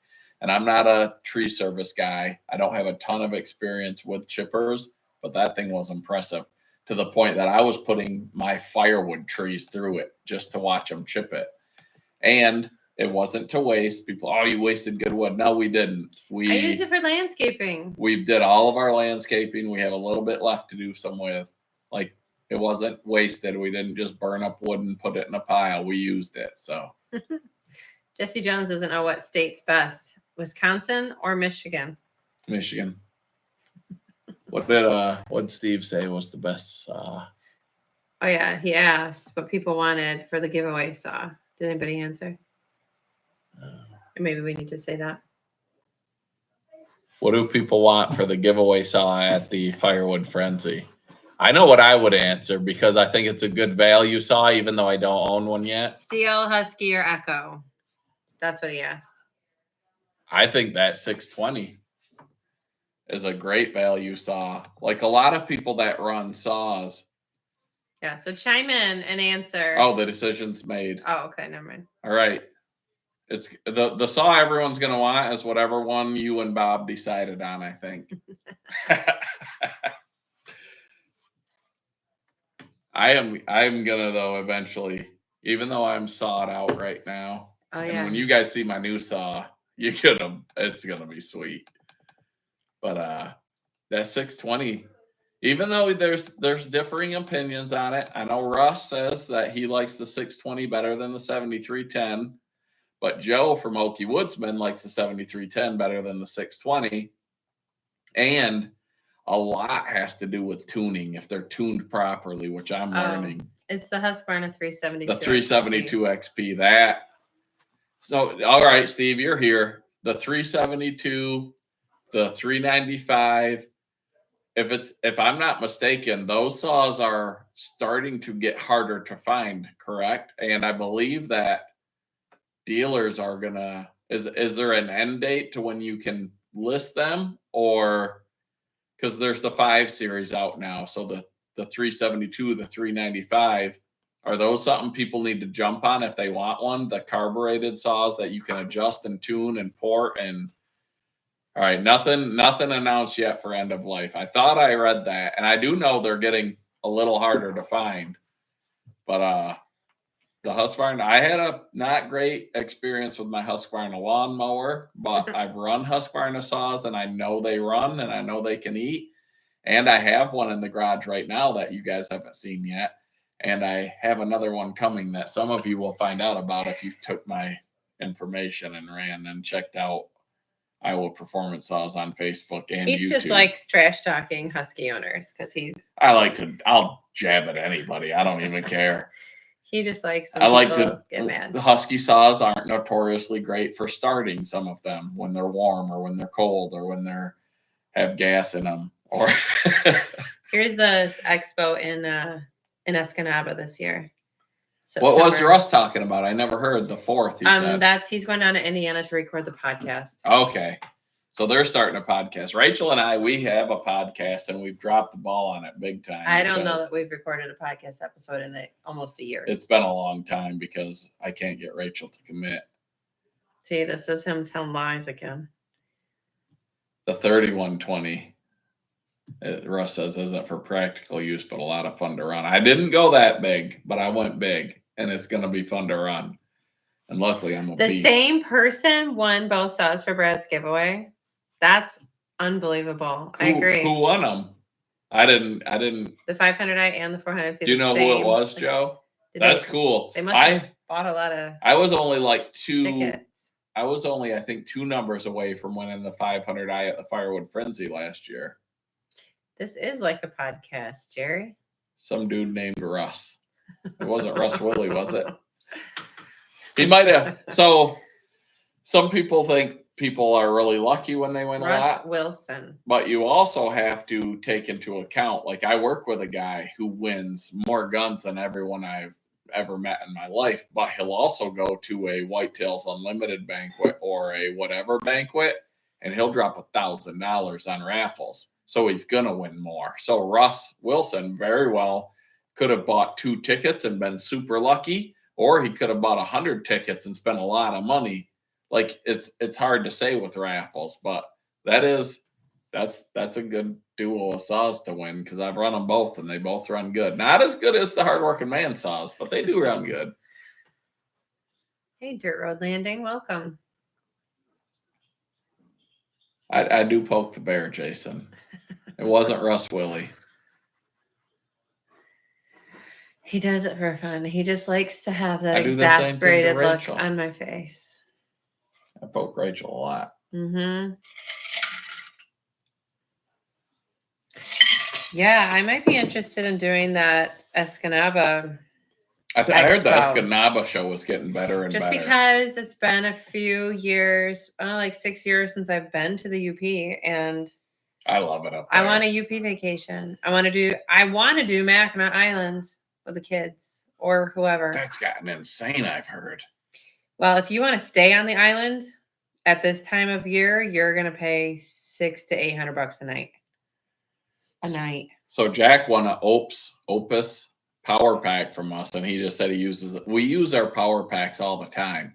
We love giving stuff away, and we haven't done a giveaway out. We did the one today with Steve. We've done a few, but we are coming up on 30,000 subs, and we're going to do a pretty cool giveaway for that. I have it in mind already. I'm not going to announce it yet. I got to figure out how to do it and how we want to do it. I love giving stuff away. Like I just do. I donated a blower that I bought from Steve and had shipped straight to Jack to the Hope event. It was one of the pink Echo blowers that Jack came out with, or that Steve got a hold of me with, and we sold every single one to help breast cancer or cancer. I think it was breast cancer. Yeah, that's it. The pink. So, but I sent one of those to Jack. I'm like, I'll buy the thing. I'll send it to you. Give it away at Hope. Like raffle it off, raise money for that, because that's another good cause. Jack says, I'm coming up on 30K. Me, Rachel. I guess some of those were mine. Some of those were pre-Rachel. I had at least 100 without her. He got 1,000 subs without me, Jack. Yeah. With bad videos. I think people felt bad for me. They're like, this guy can't even afford a camera. Those early videos, man. Anyone who does YouTube, you look back, and I know what we'll look back at the videos we're doing now someday, hopefully, and be like, man, those were bad. Well, every 'Cause time the I goal edit a is- video, I say that. The goal is to keep getting better. Like I've spent more money on equipment than I ever could have imagined I will. I've got mics over there That's because we go you're through them. impulsive and you love buying things. Come on now. I'm pretty good at buying It's for the things. channel. Every time I edit a video, I'm always like, oh, hope somebody watches this. Are you talking about my videos or your videos? Any We got to get a of video them. edited for tomorrow morning. The Dinah video. That was mostly Rachel, but it was I ran that thing like a boss. hard to film because I'm just so fast and efficient. she is fast, and I was just trying to keep the log deck filled and the trailer coordinated. We had And the so perfect filming size was- logs so that like I very rarely was interrupted having to flip it. It just went boom, boom, boom, boom, boom. And we just ran them through the 8-way. Most of them came out a good size. There's probably maybe 10% needs to be resplit. That Dinah's nice. It's fast. The Evo is nice. The I haven't ran 16-way. the Evo. The 16-way wedge that Andrew came out with, I've said it before. I'll say it again. I don't have one. It's my favorite wedge. My second favorite is probably the small 8-way I have for the all-wood, for our last all-wood. I'm going to modify it to go on this one. Like small wood sells. It is what people want. The days of all-nighters are down the road. That is fading away. And some people, it's hard for them to adjust to. But I'm telling you, the small splits, it's more work. It takes longer to fill the wood racks. It sells. I outsell the competition down the road 10-1, I bet. Like people have asked me where I import my firewood from because I don't sell it till it's dry. It burns good. It throws a good flame. People love it. What do we got? I'm trying to read some comments. Deductions. They're not purchases. It's just good tax prep. Yes. All of your purchases. Everything you buy. They're investments and they're write-offs. They're write-offs. Like it's great. Good night, Jesse. Thanks for stopping in. Yeah. Bye, Jesse. Oh, we If got we that get big up moon north, on. I want to get up north. I love it up there. I have a hankering to go camping up north right now. Like if I didn't have a I love camping. baseball, that's where I'd want to be doing something. I am gonna go. My parents have a cottage, just like northwest of Big Rapids, and I'm getting up there 4th of July weekend. I don't know who's coming with me. I will be at work, unfortunately. Yeah, I was like, I don't know if you're off or not, but I know I work the 4th. I'll have a kid or two probably, but I'm looking forward to it. There's just nothing like you got to get up north at least once. If you live in Michigan, this is how I feel. You have to get up north at least once in the summer. You have to be on a lake. You got to do some sort of that because it gets nice and cool at night and you sit by the fire and you got to enjoy that at least once. And then also, if I don't get to Lake Michigan once, I feel like the summer never happened. What was, if you go to northern Michigan, there's a lot of stuff up there. There's the Grand Marais sand dunes. There's the Sioux Locks. There's all kinds of stuff. And my dad grew up there, so we'd go up there a couple times every year when I was a kid. We'd go see all this stuff. We'd go out and watch bears. We'd do this, we'd do that. Kitchikippy, right? Apps. I didn't see Good it job, until honey. I don't know. We were married. We brought our absolutely awesome. Yeah. It's like a clear spring. It's like a pond lake that feeds into another. It's got lake. springs that feed. It is Crystal crystal clear. You But, like, can see so people's sweet. sunglasses like 100 feet down. And there's big their cell phones that they fish in drop. there. There's salmon. It's like absolutely a glass bottom. It's awesome. not a boat because somebody has to turn a wheel. Yeah, to get you out there. it's a raft sort of that you go on and they wheel you out there and you can. It I is. think It it's was one of the free. coolest. Did we have to pay? I think it might be free. It might just I be a don't know. state park. I don't know, but it is absolutely Just in the middle awesome. of the UP. Kitchikippy. If you get up there, go to Kitchikippy and you're welcome. It's just how you spell it, just how it sounds. Kitchikippy. Just how it sounds, Kitchikippy. And the Tequamanon Falls, that one. The That's Kitchikippy was way cooler. Tequamamon's cool. Like I said, all the things. There's a lot up there. Kitchikippy's probably my favorite. We didn't make it. We were like 10 minutes from Pictured Rocks, and we did like the loggers, like the sand dune, like the loggers trail out down there. But then I don't know why we didn't go. We were just done at that point, I guess. I would like to go. I don't think I haven't been to Pictured Rocks. Have you been? Yeah. So like there's a lot of lighthouses around there too you can go to. That's really awesome. Well, Mike, you made a good decision ditching Jack's video to come to the Hardworking Man Live because you won a $100 gift certificate to sawsquire.com. So now you can get a sweet new chainsaw or something. Are there ATV trails? Yeah, there are people go ATV trails for days up there. And mountain bike trails. People take side-by-sides up there. Beware, there are mosquitoes. And black flies. You do not want to go up there in June. They will eat you to death. Yeah. They will not even find bones if you stop moving. They eat everything. It's June. You're really dead. They bite. You're dead. You stop your moving and it's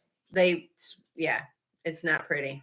But the old timers up there, they literally will just let them land all. They don't even care. Like my dad's uncles and stuff, we'd go up there. See? They didn't even care. They're just immune to getting eaten alive. It's in the middle of nowhere. I think when we went there, we were staying at a cabin in Curtis on one of the lakes there, and it wasn't far from there. But Jack, speaking of conveyors, did you put I know you have a new chain option. Did that work? Have you done it yet? I've been trying to keep up with videos, but I'm even on my own comments on my videos. I'm trying to answer everyone and I'm a lot behind, but I don't think you have yet. And I know you had that big jam the other day. You were trying to crank it out with a way too small piece of wood and you finally got it. But I don't think, you haven't done it yet. This has been working. I got to get my conveyor built. I got 700 million projects. That's an ADHD curse. Mm-hmm. But I have to get some of them done because I have to. You have to. JPF's never been past St. Ignace. You are missing out. There's a lot of fun stuff up there. I'm trying to read. So Big Blues Club maintains some of the ATV trails. We stayed just, where was Nevis Island? Near the Sioux. Off the eastern end of the UP. But it was like if you went over, you had to take a ferry to get to it. No, it was by the Sioux. It was up towards there. I'm trying to think of the town. Because my uncle, who was killed by a train before I was born, was going to open a gun shop with a guy named Tony. And he was a gun nut. And Tony actually did open the gun shop. And on the way to Nevis Island, we stopped there. And he was probably 100 years old. And you would go in and there were so many guns. But he had a basement full of guns that you couldn't go look in. But if you asked, hey, do you have this gun? It could be a gun that was worth $5,000, a collectible. And if you said, hey, Tony, I'm looking for this gun, if he had it in the basement, he would literally sell it to you at the sticker price on the box from 1942. So like, I got my dad a rifle, a 22 rifle that matched my grandpa's rifle. That was I I don't even know. It was one they don't make anymore. And we got a sweet deal on that because I'm like, Katie, you have this. It was a Winchester auto loader. It's got a plunger that it's a semi-auto. But my dad's a saddle rifle that he got from his grandpa. And we got him a matching 22 for his birthday. And he also had 2.5 boxes of the ammo for my dad's gun that he got from my grandpa that hasn't been produced in years. And I asked him, and Tony's like, hold on. And he went to the basement and he came up with that 22 and that ammo. Like, it was just, you couldn't go shop down there, but if you asked for something and he had it, you could buy a $10,000 gun for $89 because that's what it was when he put it down there. It was crazy. He has since passed and the business has been auctioned off and is now gone, but it was awesome. And I don't know the name of it, but we got my dad the 22 we wanted and the ammo. That was for his 50th birthday. It was. Brian asked, does your state argue about what's considered up north too? Yes, they do. It's pretty cut and dried in Michigan because there's a bridge. If you're below the bridge, you're a troll. No, if you're it's above not the bridge, cut and dry. Well, people that are fake call up north and lower. There's nothing in lower Michigan that's up north. You go over the bridge or you're not up north. Period. See, who you're are a troll. This is the argument. We're trolls. You're a troll. Why are you coming attacking me? Because you're trying to argue with the up north. No, when you're people cutting say into my I'm family's going blood. up north. That's the UP. It's called the Upper Peninsula. But there's the northern Michigan. That's not up north. It is if you're Your mom literally says she's going up north when she goes south. Yeah. Or straight east. I'm going north to see you. No, we're straight east of you. She says come down. I'm gonna come down. I'm gonna come down. No, we're straight east. We ain't coming down. We're with almost nothing. as directly east as you could be. You could draw a straight line between us. She's gonna come down. Yeah. No. That's fine. Up north is the Upper Peninsula. But it's in the name. I feel like it was a different category when we lived on the west side. People over there, what they called up north versus what it don't matter what you call it. It matters what inside. it is. There's what it is and what people that I'm are just saying, delusional what call people it. over here call up north is like Gaylord. They're like going up north because they all have cabins like in Atlanta, and so that's up north. But I don't think Traverse City's up north. Did he jump up there? See, Big Blue says you have to get at least to Gaylord. No, you got to get over the bridge. Cadillac. See, Joe, you got to get over the bridge. You got to get over the bridge to get to the UP. Yeah, that's up north. Up north. That's up north. I feel like that, like Gaylord, Cadillac. Y'all are fakes. Y'all are frauds. I don't know. Yeah, what's downriver? He says. Downriver. Yeah, what's downriver then? I say like that's down by Detroit, right? Yeah. I don't know much about downriver. I don't try to go downriver. I try to go up north. Downriver is by Detroit. Lexington is no, it is not up Jerry. North, Jerry. I have property. That ain't up north nothing. You're a flatlander. They call us flatlanders and trolls down here. Even though the UP don't have no hills either. I don't know why they call us flatlanders. White Claw. Jack, I thought you weren't drinking. Now Jack you're is drinking. Now you're drinking White Claws. Rachel's drinking carbless. I have some toasted coconut rum and Diet Coke. Oh, which is absolutely Jeff thinks awesome. we're talking about up north, like New York. Funny enough, I don't even consider that like going north. I think that's just east. Dude, he's laying on a pillow crying because she can't. I know she can't jump up on there. I'll get her up there. See, funny story. When we first moved over to the east side of the state and we were driving along, like the St. Clair River is between Canada and Michigan. And we're driving along there because the military base Heath was working out of it's just north of Detroit. And so we were just cruising along looking like for houses for sale. And that's when we had a GPS, like the Garmin that was in the window and it had a dotted line in that river and it said international border.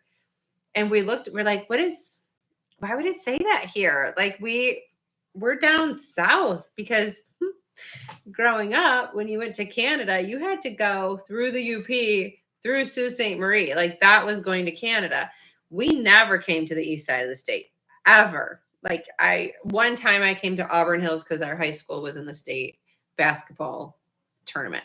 So we were so confused, and geography really failed us because we're like, why does this say international border? We're way over here, way down here. How is that possible? Well, that's where Canada lies. So kind of funny. So it is funny when people come visit us from the west side and we're like standing, like our town is on the river, and we look, we're like, right there is Canada, right across that small river. And they're like, no way, that's Canada right there. So it's always kind of funny.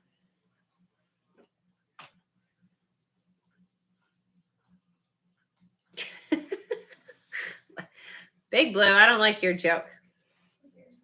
Heath likes to make jokes like that too. Jerry, you're having White Claw too? All right, Jack, I gotta say, Taryn posted like a picture or something on Facebook. I don't know if it's a new profile picture. I saw her. I think she's wearing like a long sleeve lace top, but from without looking at it close, like I think I glanced at Heath's screen and saw it, and I thought she was covered in mud. And I was like, what did those two go do? That she is covered in mud. And then I went, oh no, I think that's a lace top. So I thought that was kind of funny. Oh, Taryn? Yeah. I Doesn't it saw look like that she's too. covered I in was like, mud? what is she doing? I thought she was covered in mud. I Was was it like, lace top? I think it's a lace top. Hey, our best friend Dick showed up. Dick, I was checking your channel today because nothing's popped up in my feed, and it's been a minute since you put a video out. And Dick, so I know a lot of you guys know Larry and Robin, and Larry has had some stuff come up. I've tried to get a hold of them, but their messenger, which was the only way I could get a hold of them, they have shut down. They probably want some privacy and stuff, but I do know that Dick knows some stuff, and I know a lot of people are concerned. So if you have anything you can give us, like how they're doing, I know it's not the best diagnosis for Larry, but like I said earlier about the Firewood community, people care, and when something happens, like it's people don't always know, you know what I'm saying? So first of all, welcome, Dick, and hope you're doing good. I was actually going to text you when I saw you haven't put a video out for a while, but I figure I know you do a lot of landscaping work, and I know you're probably crazy busy right now.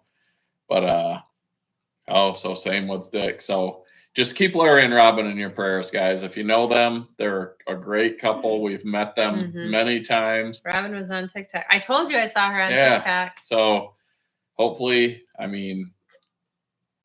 hopefully they can just make the best of a not great situation. Yeah. No, we love Larry and Robin. They're great people. But yeah, so just keep them in your prayers.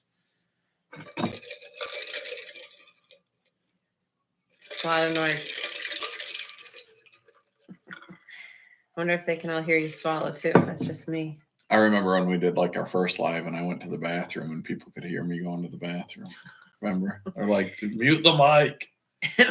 I remember I'd record you in our videos for all of your pee breaks when you'd stand there and pee in the woods, and I'd just record you. Yeah. I was like, this is why it takes so long to record I have a video. A very small bladder. If I drink water, if I drink anything, I am going to the bathroom. I don't know what it is. Number 1 or 2. I figured you've been busy, Dick, because I know your landscaping's your jam. And Rachel says hi to Jose. Tell him. Chitas Grandes. But yeah, like YouTube has gotten weird lately, and I think I saw something the other day that says that they have changed their algorithm, or maybe it's a test they're running. But a lot of channels, including ours, like views have gone down, and I don't know if it's summer or if it's a new algorithm, or some people have said they've gone from like tens and 20 thousands of views to 1,000. Like, I don't know what it is. I was reading something on a Reddit page today about that. But like I've been, and when there's so many channels, so many people that we try to support and that support us, and a lot of people have channels I don't even know, and I do my best, but I'll just be like, oh my gosh, like sometimes life is so busy and YouTube's so busy, you'll be like, man, I haven't seen a video from Shibe or from Old Guy Firewood or from whoever for a while, and you search them and they've been putting them out and you just haven't been seeing them, or they haven't been putting them out, but it can just get lost in the shuffle so quickly. Night boots in the grass.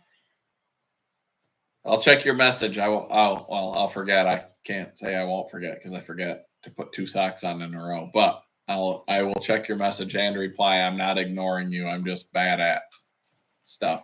He'll take 2 weeks to reply to an email. I'll get there though. The hardworking man message I don't get into nearly as much because it's not linked to my marketplace. Yeah, that's the doggone I'm honest. truth. I'm honest. That's the truth. The only marketplace you should be doing is selling. I've been selling.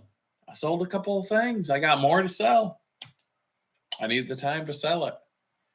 I got something. I got so much stuff for the channel. I got to get it out there. I need to retire and just do. That's videos. what somebody said. You need to retire. I'm trying. I'll be your sugar mama. Dick, I agree. It's crazy. So, like, it's awesome because anyone and everyone can do it. But there's so many. Like, there's big channels I don't even know exist, and some people consider us a big channel, and I don't consider us a big channel, but some people do. And a lot of people, like, I always just assumed with Firewood, like, everyone knows the same channels, but they don't.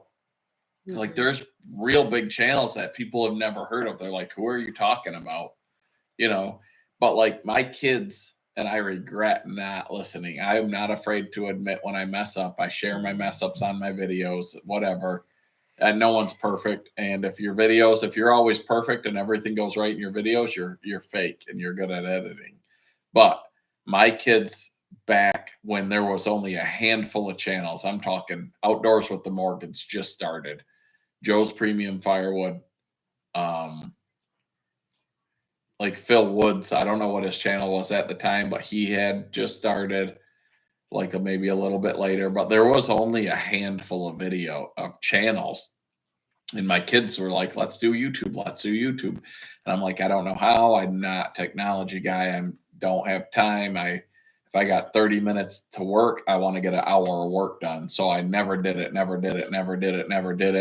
Man, I wish I had listened to them because competing, we also support, but you know what I'm saying? Competing with thousands of channels versus 10 is a whole different growth availability. Mm-hmm. But like someone said, the world of YouTube is very vast. It's young and wide. Very true, because there's something going on now this weekend, maybe called like VidCon, and it's like a lot of YouTube people that are there that have millions of subscribers, and that's all different subjects, topics, their channels are, and that I have no clue who any of these people are, but yet they have millions of people that subscribe and watch, and they get millions of views on every single video, and yet I still have not a clue who they are. Yep, it's so huge, and it's never too late to start. Britt, welcome. I've cooked many grinders in my day.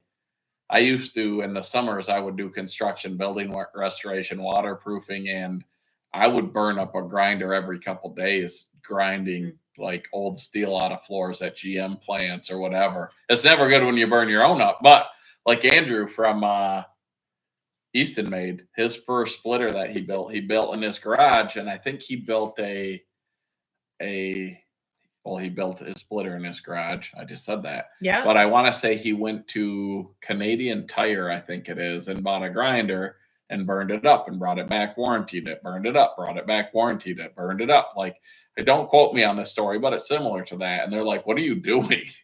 And that's, I like those stories. Like, that's how people start, But Lake Ontario. Yeah, I burned up a grind. It's never good when it's your own. When it was my boss's, I didn't feel as bad, but. So as he passed the place tonight, had a stack of logs at least 300 feet long, 20 feet high.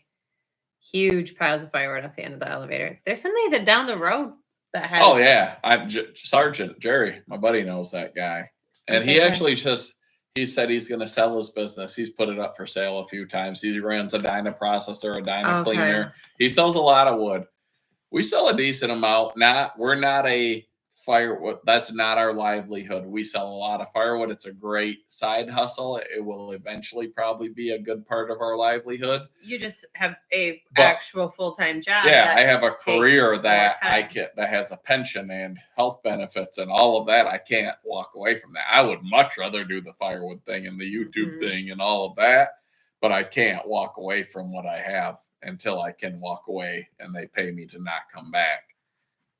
If they could, they'd probably pay me now to not come back.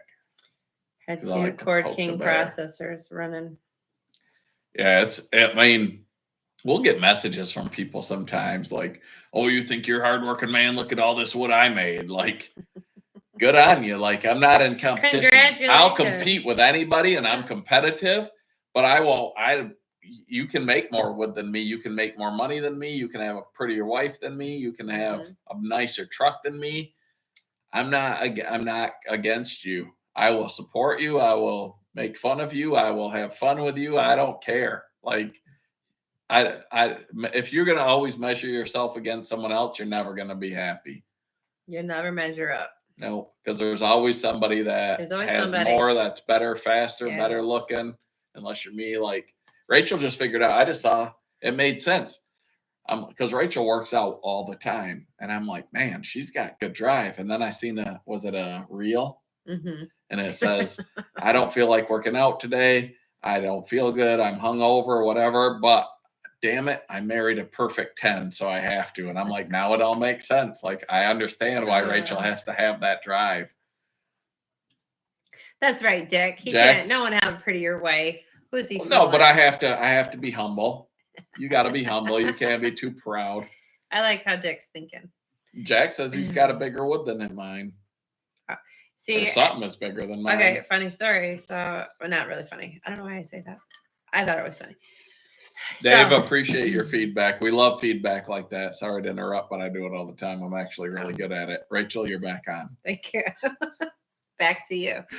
So at Zach's practice the other day, one of the baseball mom friends of mine, we were walking while we're waiting for the boys to do their 2-hour practice. And then at the end of it, we got into her vehicle and went to 7-Eleven because she wanted to go buy water. Well, she has a very nice Lamborghini SUV. I don't know what the make of it is. We haven't really shopped Lambos lately. I don't really know what the options are. But it probably doesn't even have a hitch. It's a very nice Lamborghini SUV, and drove over to 7-Eleven, and then we were sitting there in the air conditioning, just chatting for the last 10 minutes of practice. And then I go get into my lovely Buick LaCrosse. It's a fancy car. And I was like, it's got a touch screen. It's got air conditioning, power windows. And I was like, well, nothing like making you realize your social status than getting into a Buick after sitting in a Lamborghini. But then my lovely son was like, I told him that, and he goes, well, there's somebody else who would think this was a luxury car because their car is worse than this. So it's all about your perspective. So I try to teach my kids to not judge yourself against others. Like Rachel I was like, does. That's a great attitude. I like that. Your Iowa Performance Saws. Hey, Tim, I've been giving a little bit of shout out to your channel saying you might leak some information tomorrow. He says to your Facebook. He says currently your full-time job is bugging him about when he's going to do your. I've just been dropping subtle hints. Hey, guys, we're impatient, and I try to be patient, but sometimes he's texting you, that's something. You get excited. Like I got something I've never had before, and it's going to be my fastest saw I've ever owned. And I am patiently impatient. I know you're busy. I don't try to harass you, but every once in a while, I got to remind you that I'm still here. He's like, hi, it's me. Heath. What's going on? I mostly am like, I literally check your page a couple times every day to see if there's going to be a post on my saw. Right. He's like, what do you guys mean views are down? Mine are insane. I've got Heath. Who said that? No, I'm just saying you check his page all the time. So he's probably like, yeah. You can't, YouTube celebrities, man. You gotta take them with a grain of salt. Britt, it's got to be the algorithm. I don't care. I don't do it. I mean, I do it for the views because we all have pride and we want to succeed.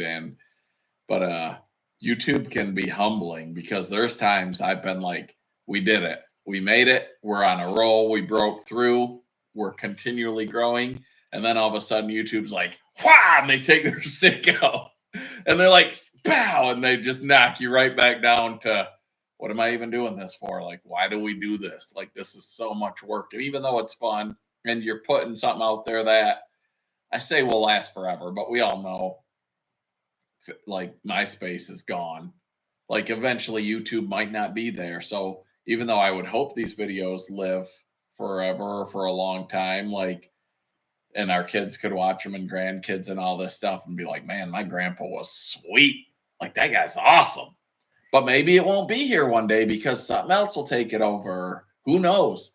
Maybe people will be too busy with their AI goggle glasses. They won't even have the internet. I don't even know. None of us know. Who, when we were kids, and some of you are a lot older than me, like, you didn't think any of this. You didn't think you could sit here and we could talk and converse with you. Like, no one thought this. You called a party line. I remember going up to my grandparents in the Upper Peninsula, and I'd grab their phone thing off the thing and I'd listen. And like, to other people, you could listen to other people's phone calls. Like, I don't know. No one thought TV was like this magic thing that came through the air, and now we all have everything in the palm of our hands. Yeah, remember when cordless landlines? You could you could have you don't have to have you used to have a 30-foot cord you drag through the house. When I was a freshman in college, I literally didn't eat so that I could pay long distance bills to talk to Rachel. Yeah. Like, I would spend $500-600 a month on long distance bills, and I wouldn't eat. My roommates would sneak stuff out of the chow hall and bring it back to me to feed me. That's dedication. That's love. That's right. What do we got here? So, Two Wheels and Barbecue. This guy, I work with him. He was at my work, he was the OG of YouTube. He put up a video. He smoked a brisket on a pit boss. Not a brisket, a prime rib on a pit boss. And we all found it, and we made so much fun of him. I mean, because we're all very nice people. Yeah. That he never made another video, but he has since, but he hasn't. He does different stuff. He's, Two Wheels and Barbecue. He does cooking. He does barbecuing. He rides motorcycles. He does this different stuff. But you gotta, to grow a YouTube channel, you have to put in work. You have to be consistent. You have to put the videos out there. Like, but his first video, I think, has 50, 60, 70,000 views, which is awesome for a one-off that he did. We got lots of comments you're going to have to catch me up on. I can't read them all. Oh my goodness. What do we got?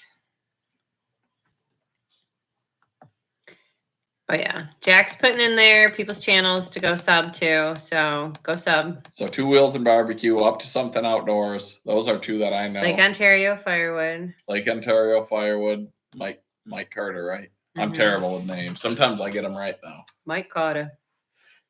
Go sub. James Baton, if you haven't, he has one of the most impressive Woodyards out there. He did a tour the other day. Well, I say the other day. That's what old white guys say. Thanks, Dave. That's very nice of you. What was that? Was on Facebook, right, James? He did a Woodyard tour. He has almost a full cord of wood in his yard ready to go. It was beautiful. Yeah, see, JPF says he has a video from 2018 that gets 100 views a day. So 365 days a year. So once you put it out, is it the oak stump felling? That's got to be one of your most epic videos ever. If you guys don't know what I'm talking about, Joe and his brother, the king of firewood, they tried to knock down this oak stump, and they got a bunch of, I think, bars and wedges and everything stuck in that sucker, and they eventually got her down. But I know it's gotten a lot of views. Glowing Firewood. We are not going to the fellowship. Craig, that one is, it's just life, man. Or like the oak felling one. Sorry, the hydraulic leak too. That was when he busted off that thing. Why do we all enjoy others' misery? Why is that? Don't know. Like, man, that sucked. I'm gonna watch it again. See, I like to watch cleaning videos, and I just enjoy that because I see that cleaning the house at the end of it. You like to watch people get hurt. Fails do sell. What you would think I'd be like a superstar then, because I fail a lot. I damn near knocked my own head off the other day cutting that beech tree with the little 2511, and that thing, I thought I dodged it. Oh, I played it back, and that's what's cool about these cameras, like the super slow-mo and stuff. Like, I came in the house and I told my son, I said, I just about got my face knocked off, but I dodged it. I played it back in super slow-mo. So I grabbed some beech tops in that grapple, and I had tension on them, and I didn't know.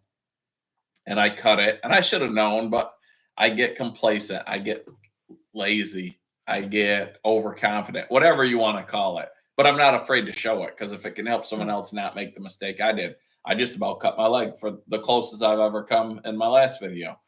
But I cut this thing and it had tension on it, and that beech branch that was about this big around, bigger than a baseball bat, it came straight for my face, and I literally thought that I got out of the way. When I played it back in super slow-mo, I didn't get out of the way at all. That thing just decided not to rearrange my face and knock all my teeth out and or kill me. I was still literally on the trigger of the saw when that branch came to my face and backed up. And after it did, I backed up. Like, I didn't do nothing. he's except like, man, I got out. the I got hand of lucky, I God got was out like, of the not way." today. Yeah. You ain't messing up that pretty face. Like, the super slow-mo is crazy, because you can see like how close you were to literally that could have killed me. Like, it could have gave me my second TBI, traumatic brain injury. Yeah.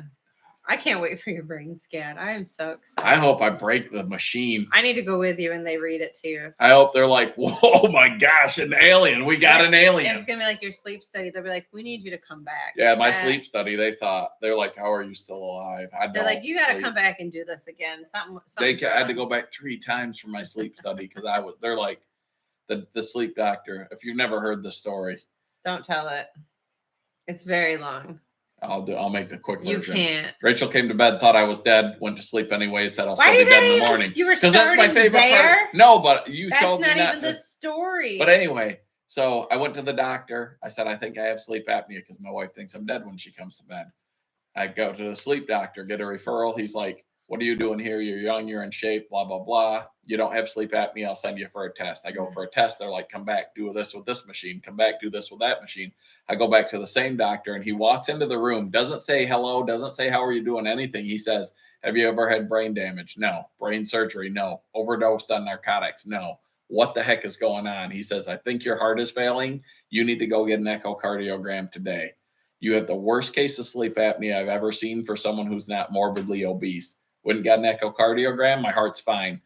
I don't sleep. I don't breathe. I don't live. I don't anything without my machine. That machine, I have an ASV machine. It learns your breathing and breathes for you. It's changed my life. Rachel says I was an amazing husband before it, and now with it, I am probably the best husband that's ever walked on the planet Earth. Mm-hmm. See? That's a short story long. God watches over fools and babies, and that's He's full-time job with me. why he's still alive. Full-time job with me. So Craig scored the Coles, needs subs, up to something outdoors. Yeah. 2 wheels and barbecue. Jimbo learned how to not electrocute himself from your video. Which one? The one when I knocked the power lines down with the tree? Oh, no, that wasn't a... Oh, yeah. Give Tim a sub. Iowa Performance. Iowa Performance Saws. Big on Facebook. Getting into YouTube. And going to build me a sweet saw. I can't wait. I'm not going to bug him about it, though. But he wants me to come there in November and bring a log splitter and do some big whitetail deer hunting. I want to say 6. In Iowa? Yeah, they have big deer there. I think I have 6 preference points for Iowa. Me, my brother, and a buddy or 2 from work. We're all trying to get to where we can go together. Because here in Michigan, there's still the it's brown, it's down mentality. It's hard to get a 2.5-year-old buck, let alone a 3 or 4-year-old. And a 5-year-old, you're the hunter of a lifetime. I've got a 150-incher on the wall, and in Michigan, literally, that's a once-in-a-lifetime buck right now. Like, it's different. It's different up here. Well, you need to start deciding when Zach, for his senior trip, if you're going to try to go somewhere hunting, because you're going to need to get preference points put in starting. right? Well, whatever we're gonna do, yeah. Yeah, that's why I'm saying you got to figure out if he's hunting somewhere here. Craig, if you haven't checked him out, you must if you know where he's at. Like, one thing that drew me to Iowa Performance Saws was his willingness to share information and help others with nothing in it for him. Like, he's not, oh, here, this thing is awesome. I make it and sell it. You should buy it. He's, he tells you the stuff from tearing down saws, from being in the business, in the industry, what he's seen that's work and what he's seen that doesn't. Like, that's why I run the Echo Red Armor, like him, Joe, a few others. Like, that Echo Red Armor for the money, I think is hard to beat. There might be one or two that people have a slight preference for, but the price is higher too. Like the AMSoil, I want to say Red Saber, or maybe the Moto Milk. Like, for the money, that Echo Red Armor oil seems to be one of the best values out there for your 2-stroke engines. I run 40-1. There, you could talk gas and oil all day, and I see him get slaughtered on Facebook, because Facebook is like the Wild West. People are brutal. It's a bunch of people in their mom's basement yelling, "Ma, meatloaf," and then telling Tim, who builds saws for a living, that he doesn't know what he's talking about and he's an idiot and he's just trying to sell some oil. Like, he's not making money off this. He's just helping. Like, that's what draws me to people, when they're like me and like helping people. That's right. Jack says you have to wear a thong if you want to get some more traction on YouTube right now. No, that would not get traction. You know that, Jack. You're trying to sabotage my channel. He didn't say you specifically. Oh, He just said traction on YouTube if you're not wearing a thong is really hard right now. see, he's just cheap and a farmer and tries. I'm telling you though, when log splitters, if you're making wood, you got to upgrade your log splitter, because it'll say you can make. Even if you just say, I'm going to split wood for less time and make more, and then port more saws, and then people like hardworking man don't have to be so impatient and give them little pokes here and there trying to get their saw. And I'm not the only one. I see other people that are doing it. Sure, he has your address. He's just going to show up. Just watch out. But like, you can justify buying a faster log splitter to make more money porting saws. I justify buying it because I just spend money. He doesn't justify, is what he's trying to say. He just buys. I have more time to spend with Rachel. No comment. What? Bodie trying to turn you to what? I have 2 gallons. Oh, Moto Milk. The Moto Milk, I haven't tried it. I'm not going to say anything bad about it. I think I like the concept. I think it's good. I also, from what I've seen, it's not cheap. And I used to do this with broadheads. I'm a big hunter. I love archery hunting. I would a Grim Reaper mechanical broadheads and everything but one of my crossbows. That's what I shoot. Good night, Carl. And I've always had Hi, great luck with them. I've never had an issue with them. Never had a problem with them. Killed not 100 deer, but a lot of deer with them. And then something new would come out, and I'd be like, "Oh, I gotta get it and try it." And I'd try it, and it would fail, or it would let me down, or whatever. And eventually I said, why do I keep going to this new next best greatest thing when I have the Grim Reaper that has never let me down, that has worked, has been tried and true for 20 years of my archery hunting? And even though I don't have that much time with the Red Armor, if the Red Armor is such a good value and so many people that are in the business support it and say it's one of the tops, why keep trying to get better? I've never had an issue. I've never had, like with the steel, the silver bottle steel, I have had an issue. I bought a brand new steel chainsaw. I ran that because you get the extra warranty if you buy it when you get it. And within 2 years, that saw would barely run because my spark arrestor was completely plugged. And I got a hold of the dealer, and I was just outside of warranty, and I brought it in there, and I paid almost the price of the saw. It was just a MS 170 back before I knew anything enough to not buy that. And I paid almost the price of the saw to get it fixed up. And they're like, "What? How heavy are you? Running way too much oil." And I'm like, "I'm running 50-1. I am anal about it. I measure my stuff in a graduated measuring like I am not. And they blamed me, and it wasn't me. I'm learning it wasn't me at all. It was that oil. Like, so I have had a negative experience with that, but with the Red Armor, with everything that's out there, it's people that aren't getting paid to sell it, are telling you about it, and it's just why try to find the next best thing when you have something that's never let you down? That's why I stick with Rachel. Why try to find the next best thing? She's never let me down. Listen, I ain't trying to improve on it. Jason Bubbles said finally caught alive, and then he asked, "Are you ready for this weekend?" But now he's saying, "Do you remember when you received a call about your mower you bought for thousands from that company, from the owner that told you he wanted to make things right?" Okay. I got news for all the viewers and both of you. It was me who called. Oh, called him or called me?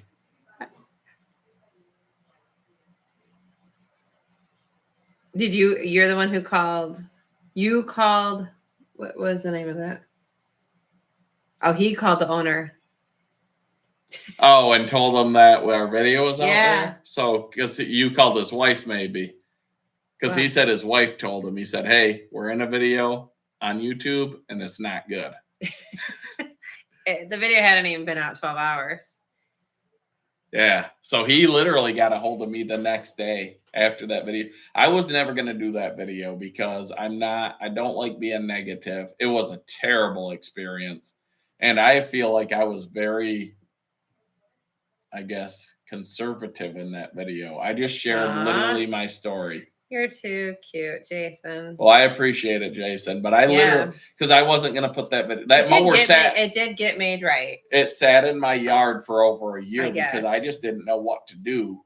And several other YouTubers like Elliot from Everything Elliot and a few others, they're like, you got to share that. That's your experience. You can't just share the good. You got to share the bad. So if I have something that was bad enough that I could help people by not having them experience what I did, whether it be cutting a tree down wrong and I almost dying, or not doing my due diligence, buying a piece of equipment or spending my money or researching a dealer or whatever it is, if I can help you, I'll put it out there. People are like, you're an idiot. That's fine. But now maybe you won't be an idiot because I wasn't ashamed to share it with you. Yeah, you've received a lot of flack for that video. I have. But you've also received a lot of positive and feedback. I feel like I've helped way more people than I haven't because I've saved. Yes. So, and I'm not a Husqvarna hater. My Husqvarna log tongs, I love them. I use them all the time. But as I will tell you the there's stuff. nothing anyone should buy. I will tell you the stuff I like and the stuff I don't, but I won't bash things. I'm not a basher. Oh, Tim, he got sucked into watching my remote control grass video. People do. Rachel has that ability to suck people in. Jack said I'm a unicorn. Don't get rid of me. Oh, I'm not getting rid of her. Listen, Tim, it's fun to use. I'm not gonna lie. That wasn't supposed to be an ad. We didn't owe them a video for any reason. We literally, that's what I needed to use to go mow that area. So we have a GPS lawnmower that works pretty good, but it's just got little razor blades. And at the end of last year, it lost GPS signal and I couldn't get it to reconnect. And I haven't tried yet this year. I don't know.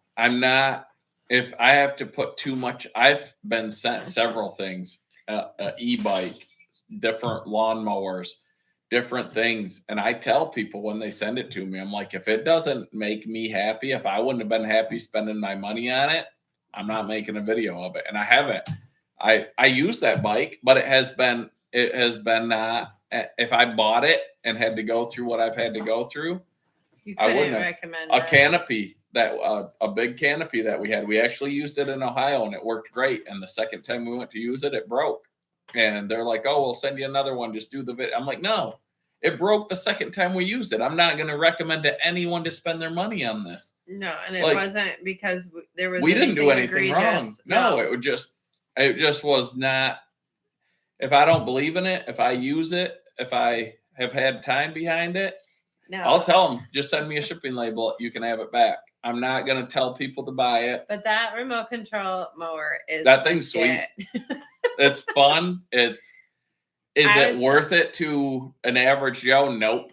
If you own a lawn company, or you have a really hard hill, or you have some money you want to spend and buy something cool, absolutely. I mean, if you're just, If you yeah. got a muddy area that you really want to mow, would I have bought that with my own money in my line of work? No, I wouldn't have.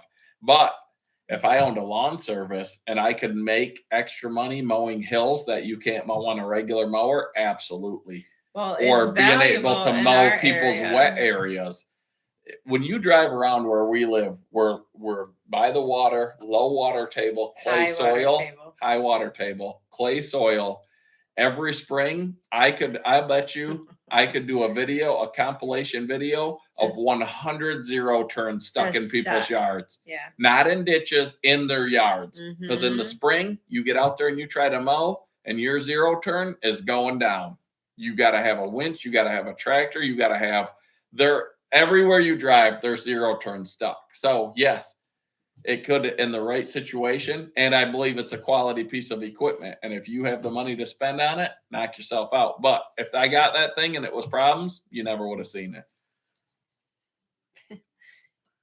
Jack, so White Claw Wasted just promoting everybody's channel. They're love for you, love for you. Everybody, Jack can't handle his White Claws. just subscribe. Go give all these channels some love. Ken's Cuts. Ken makes a lot of smokerwood, and this is what I like about this community and these people, like in firewood in general. Even though there are people that will tell you you're doing it wrong, I couldn't run a chainsaw to save my life. I've made firewood for years and cut down, and I've done a lot of it wrong, but it's worked, and I've got lucky and whatever. But you can do firewood a million different ways, and there can be a million different ways to do firewood right. And a few people will tell you wrong, but there's no right or wrong way. And he actually came up with a short stopper that Andrew from Easton made for his Easton Made Access that allows it to stay lower for making the smoker chunks and No, stuff. you're fine, Jack. Keep it up. A Doesn't bother simple me. little thing that actually made it to production from a major firewood company. Like, it's stuff like that. It's feedback. I think that hardworking man straight shot that I came up with, even though I haven't seen anyone else do it, No. So we had someone come over the other day because they wanted to check out the muscle wood. And they got a hold of Bobby. Bobby's like, I don't have one, but you might be able to get a hold of Heath. He was from the area, about 30 minutes from us. He might let you come see his. So he came out and he ran it. We were running that all wood muscle wood with my firewood launcher conveyor, but my generator was out of gas. I didn't have a power pack out there. And we were just doing some sample cuts and whatever. So that conveyor was off the end and it wasn't powered. That straight shot literally fed up the conveyor and was dumping splits off the end with no power, just because it was keeping them straight and feeding them off instead of a big jumbled mess, instead of having to grab and pick and throw it works. And it's the simplest thing ever. 2 pieces of angle iron and a couple of drill holes and the original bolts, and boom. And it won't work on every splitter, but on a lot of them it will. And it's just a simple thing. The resplit table on the all wood, game changer. Game changer. Just a little shelf off the side, and every commercial log splitter manufacturer should take it and do it. And it was Bobby's idea, or whoever idea it was, Bobby implemented it. It's absolutely awesome. Mm-hmm. And it's just nothing. It's just a little thing that, how come no one thought of it over the past 30 years? Jason's worried about you. Be careful. He doesn't want you getting hurt. Jason, I don't want to brag. You know, he does. He makes us all nervous. I don't want to brag, but I'm pretty sure I have at least 1,000 lives, and I am only a few hundred into them.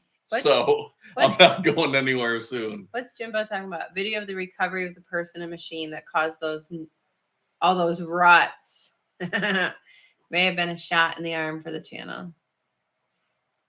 You talking about me mowing? Oh, I don't know. I've got my yards tore up because I You need drive to tractors explain, and Jimbo. trucks out there. I don't know. Yeah, that latest chainsaw video you made, Jason. You made him nervous. That thing was ripping. I only got lazy a couple times. I know. He makes me nervous too. So here's the thing. a lot of times people get nervous when I'm running a saw. 90% of the time when I'm running a saw, like I got a good, either I know that I don't, like when I sometimes just let it eat through and I've got a log and a grapple and there's nothing it can hit on or can kick back on, and I'll just let it just feed through, because that saw is just fun to let do that with that sharp chain, and it just like butter. But like a lot of times videos can be deceiving. A lot of times people think Rachel's in danger, or they think there's pinch points on some of our splitters. You just can't see the when in all actuality, like on the depth. all-wood, people are like, I don't like the pinch point between the ram and the controls. Literally, you would have to put your arm in their side. Like there's enough room. I could put my arm in there, and there's enough space. It's not going to pinch anything. So it looks like a pinch point in the video. Like if you put your arm in there, it's going to smash it off. It's not. And when I run my saws, a lot of times, like I don't want to brag, but I have a very good grip strength. Like when I was even a kid, from wrestling and from whatever, like a guy my dad worked with, he had these super souped up jet skis, and he would pull tubes at the company party. And he's like, no one can hold on. I can throw anybody. And I went on that thing and he couldn't throw me because I don't let go. Like I grab. One, you challenge me, it's on. Two, like, so when I'm running the saw, moral of the story, long story short, I have a lot better grip on that a lot of times than it looks like. And because I'm aware of the danger that it presents. So even though it might look like I'm not, I am a lot of times. Sometimes I'm not, but also in my job, I work in law enforcement, and a lot of law enforcement is officer presence. Like if people see you as weak, they will be more likely to attack than if they see you as not weak. So a lot of times I'm not trying to bait something in, but when I because I try to purvey or show a relaxed attitude, because a lot of times that brings people down. So when I am doing something, I am on high alert and I'm aware of everything that's going on, but I'm not showing it. So people might take that as a lackadaisical attitude, but I'm 100% ready and aware of everything that's going on. And if you take it as weakness and you come for me, you're going to have another thing coming. But I have been more successful in my career by bringing the tension level down through my approach. Even though I'm 100% ready to react, I don't show that tension. And I'm the same way when I run a saw. Like I'm there, I'm on it, but you might not see it or realize it, if that makes sense. So Can't Buy Time. You want to read his? You want me to read it too? Which I don't even know where we're at. Oh.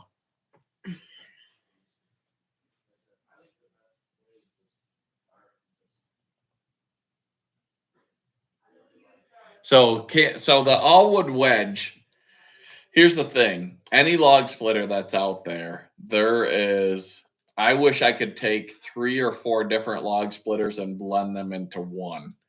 The all-wood log splitter, people think, oh, that wedge, it kicks wood. Watch other splitters. They do the exact same thing. The all-wood is a lot faster than 90% of the log splitters out there. Russ's all-wood log splitter runs at the speed of a kinetic, and mine is barely behind it. Like, they are a lot faster. So these things that happen they're more noticeable, even though the same things happen on a Wolf Ridge, on an Easton Made, on a brute force, on a whatever. The same exact thing happens a lot of times, but you don't notice it. If you watch these videos and look for it, you'll see it happen.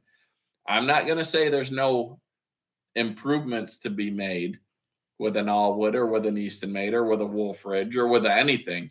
There's always improvements to be made. Like I just talked about that resplit table. And I have a few things I'm going to try on the all-wood. No one out there makes the perfect and best splitter ever. It's not here yet. It will never be here, because there's always little tweaks that can happen that can make it better. So to say that expensive of a splitter, you shouldn't have to do that. I mean, fair enough, but no one makes the perfect splitter, and no one ever will, because it's a constant evolution. And it seems crazy that splitting wood could be a constant evolution. Go back 10 years, get a 10-year-old splitter and put it up against an average splitter today. You're going to get dusted. You're going to get absolutely smoked in every way, shape, and form, and comfort and production and everything. It's like archery was 20, 30 years ago. You went from a bow that could shoot 210 feet per second to bows that are shooting over 300 and are smooth and are quiet and are like, it's an evolution. And right now, and firewood processors are coming into the same thing. The firewood processor game is changing rapidly.